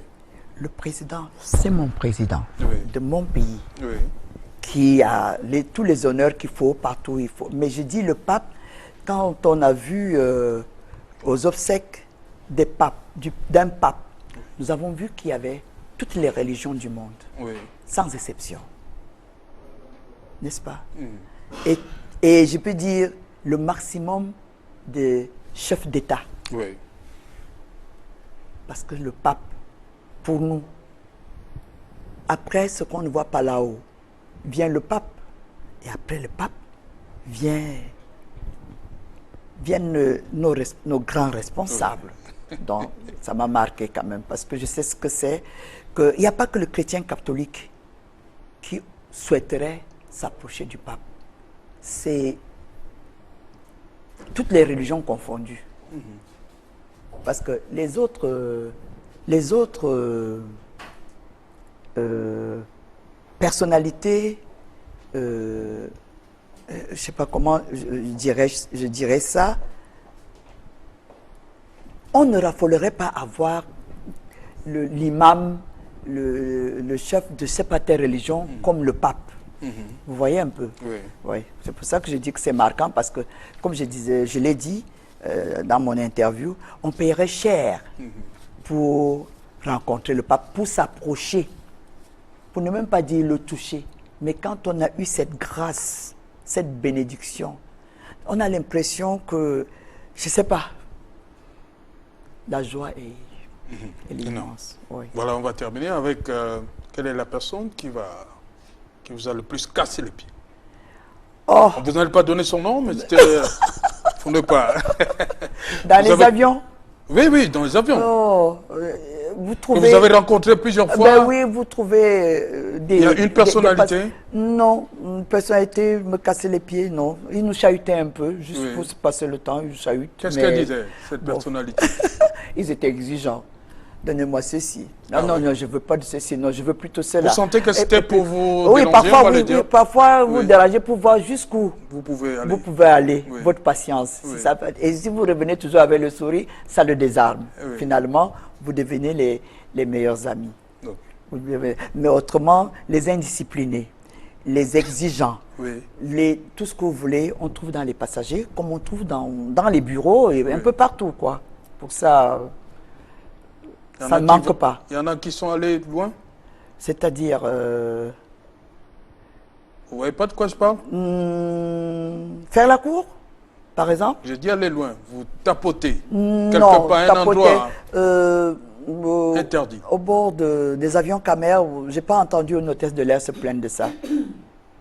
À moins que C'est ce des soit secrets? arrivé et qu'on ait caché. Voilà. Mais je disais très souvent à la formation, si ça vous arrive, Oui. si vous avez le courage de vous taire, vous vous taisez et vous montez tout de suite au poste de pilotage, le dire au commandant de bord. Il y a des commandants de bord qui sont capables de décider de refaire demi-tour pour descendre la personne. Ok. Parce que ce n'est pas compris dans le prix du billet d'avion. Ok. Oui. On ne doit pas toucher l'hôtesse? Ah non, non, non, non, non, non, non, non, non, on n'a pas à la toucher. Non. On attend ses services. Ok. Ok? Oui. On attend ses services, mais on n'a pas à la toucher. Non. C'est pas compris. La main ne doit pas se balader? Non, non, non, il ne faut pas qu'elle se balade. Ça risque de vous coûter excessivement cher quand ça se balade. Mais si c'est un passager en first class, par exemple? C'est pas compris dans son billet d'avion. C'est pas compris qu'il fallait toucher à l'hôtesse. Ok. C'est pas compris. Voilà. Bon, on va continuer la fête avec nos amis, les hôtesses qui sont venus vous rendre des hommages aujourd'hui, un hommage bien mérité. Mais avant cela, Dinoflo Essengue, il va chanter pour nous Que je t'aime avec Sergio Polo, Roi Polo 18. Voilà. Dinoflo Essengue, dans un instant. Oui, oui, madame? Non, parlez. Oui. Vous avez terminé. Oui, oui, Dinoflo Essengue dans le programme Dimanche avec vous de Cécile Digué-Fouda, Dinoflo Essengue et Sergio Polo, Que je t'aime. Oh là là. Oh là là. Oh là là. Oh là là.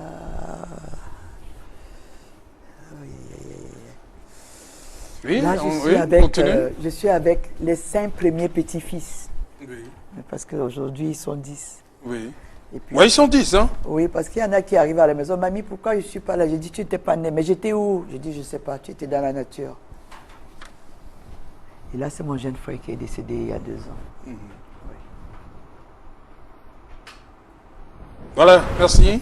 Oh là là. Oh là là. J'ai dit, oh là là, à côté de vous. Ah oui. Oh là là. Il fallait plus que ça. Oh là là. Oui, vraiment, oh là là. Voilà, sur ce plateau avec moi, une autre grosse surprise. Hein?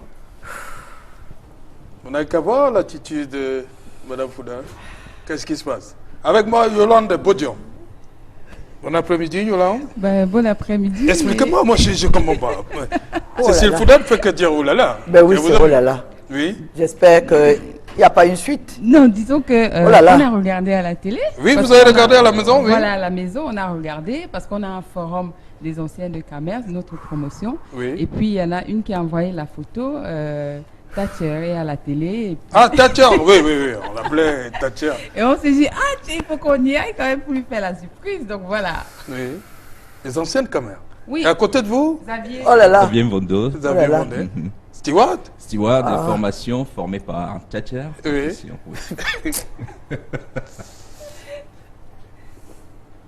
Qu'est-ce que vous avez à lui dire aujourd'hui? Oh là là. À Thatcher. Oh là là. Madame Fouda? Oui. Je pense qu'aujourd'hui, à la limite, tout ce que je fais aujourd'hui, je le lui dois. Oui. Par la rigueur qu'elle a mis à nous former. Peut-être qu'elle allait commencer. Je voulais venir avec un pantalon déchiré juste pour la taquiner.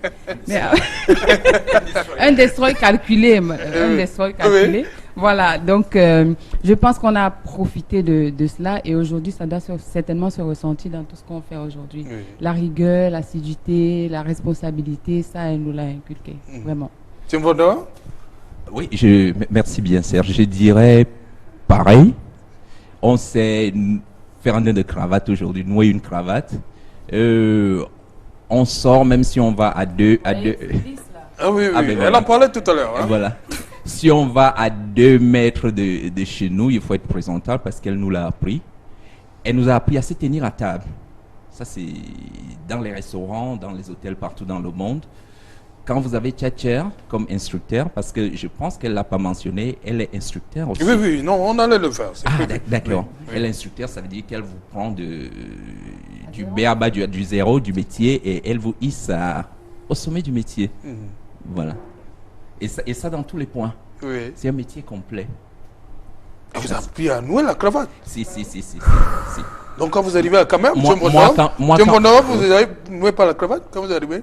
Je veux dire, je la noue. Ou bien façon Kamer? Il y a une façon je la noue à ma façon. Oui. Comme au village. Hein. Oui. Ah ben voilà, on dirait. Donc je la noue à ma façon, et quand Tchatcher voit, quand vous devez aller en vol avec Tchatcher, c'est très affectif. Hein, oui.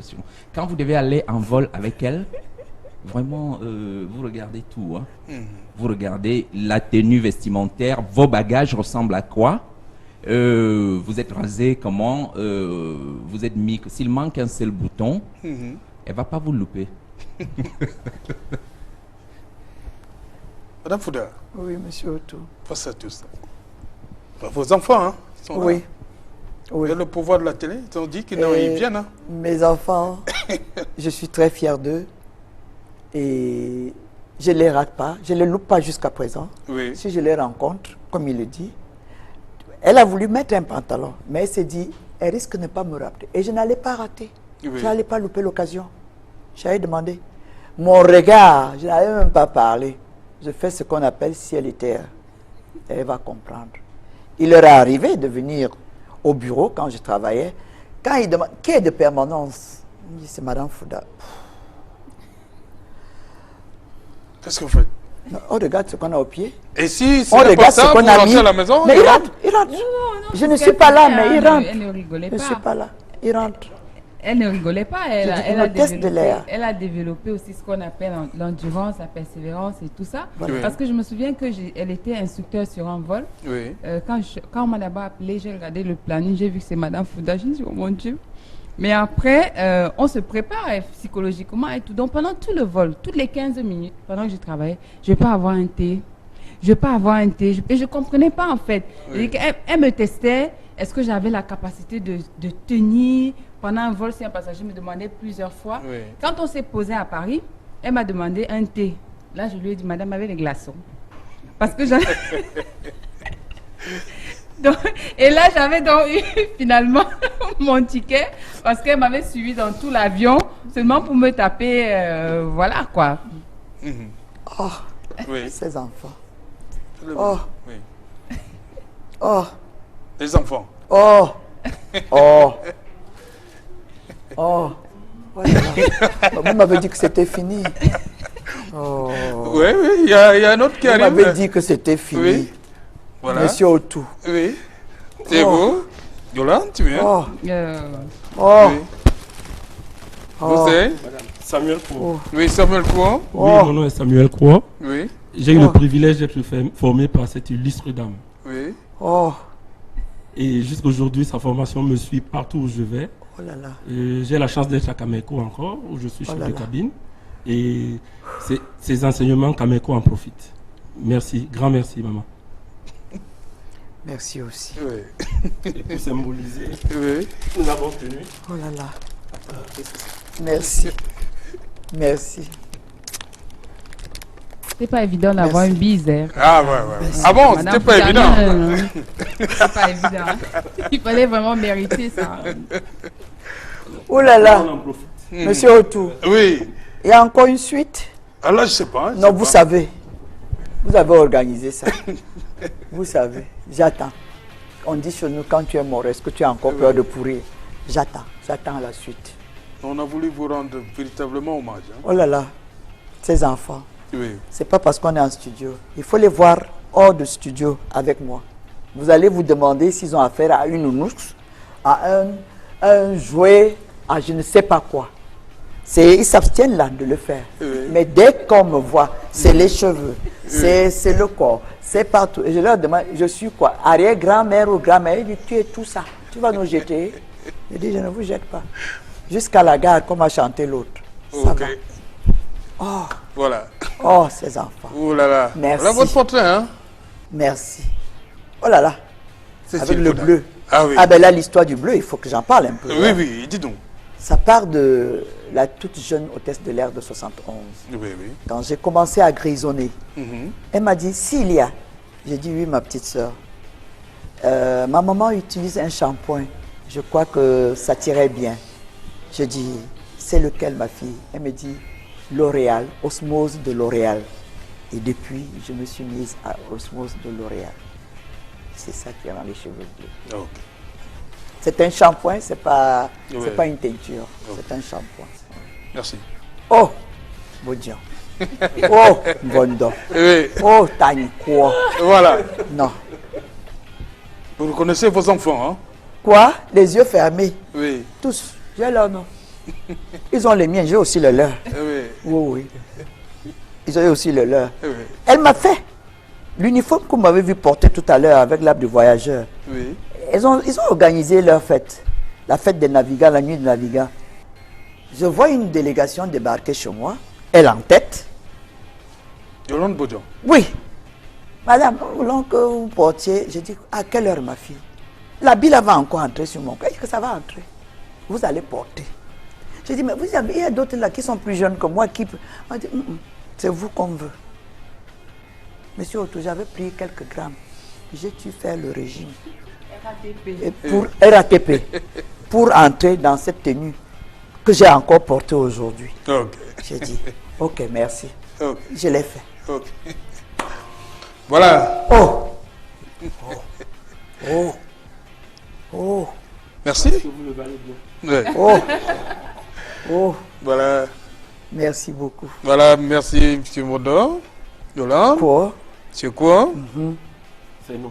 Voilà. Ouais, c'est nous qui vous remercions. Et puis, je reste convaincu que peut-être que vous aurez reçu quelqu'un d'autre, on ne serait pas forcément venu, ça veut tout dire. Oh là là. C'est vrai.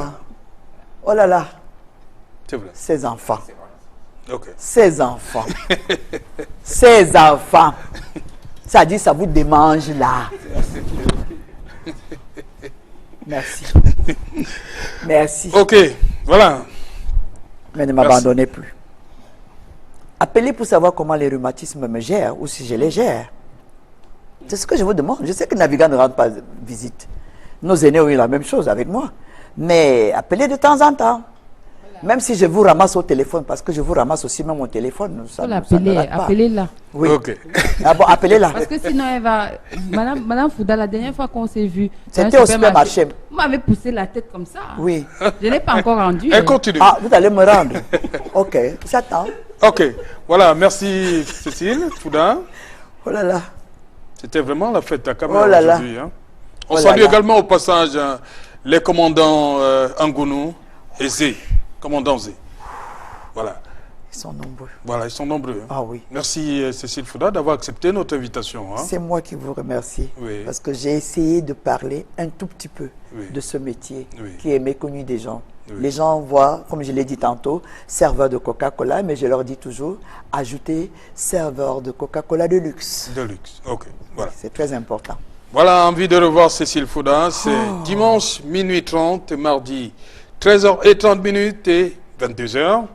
Vous pouvez donc, toute la grosse équipe conduite par Séverin Touban vous donne rendez-vous dimanche prochain à partir de 13h30. Vous pouvez donc reprendre une activité normale.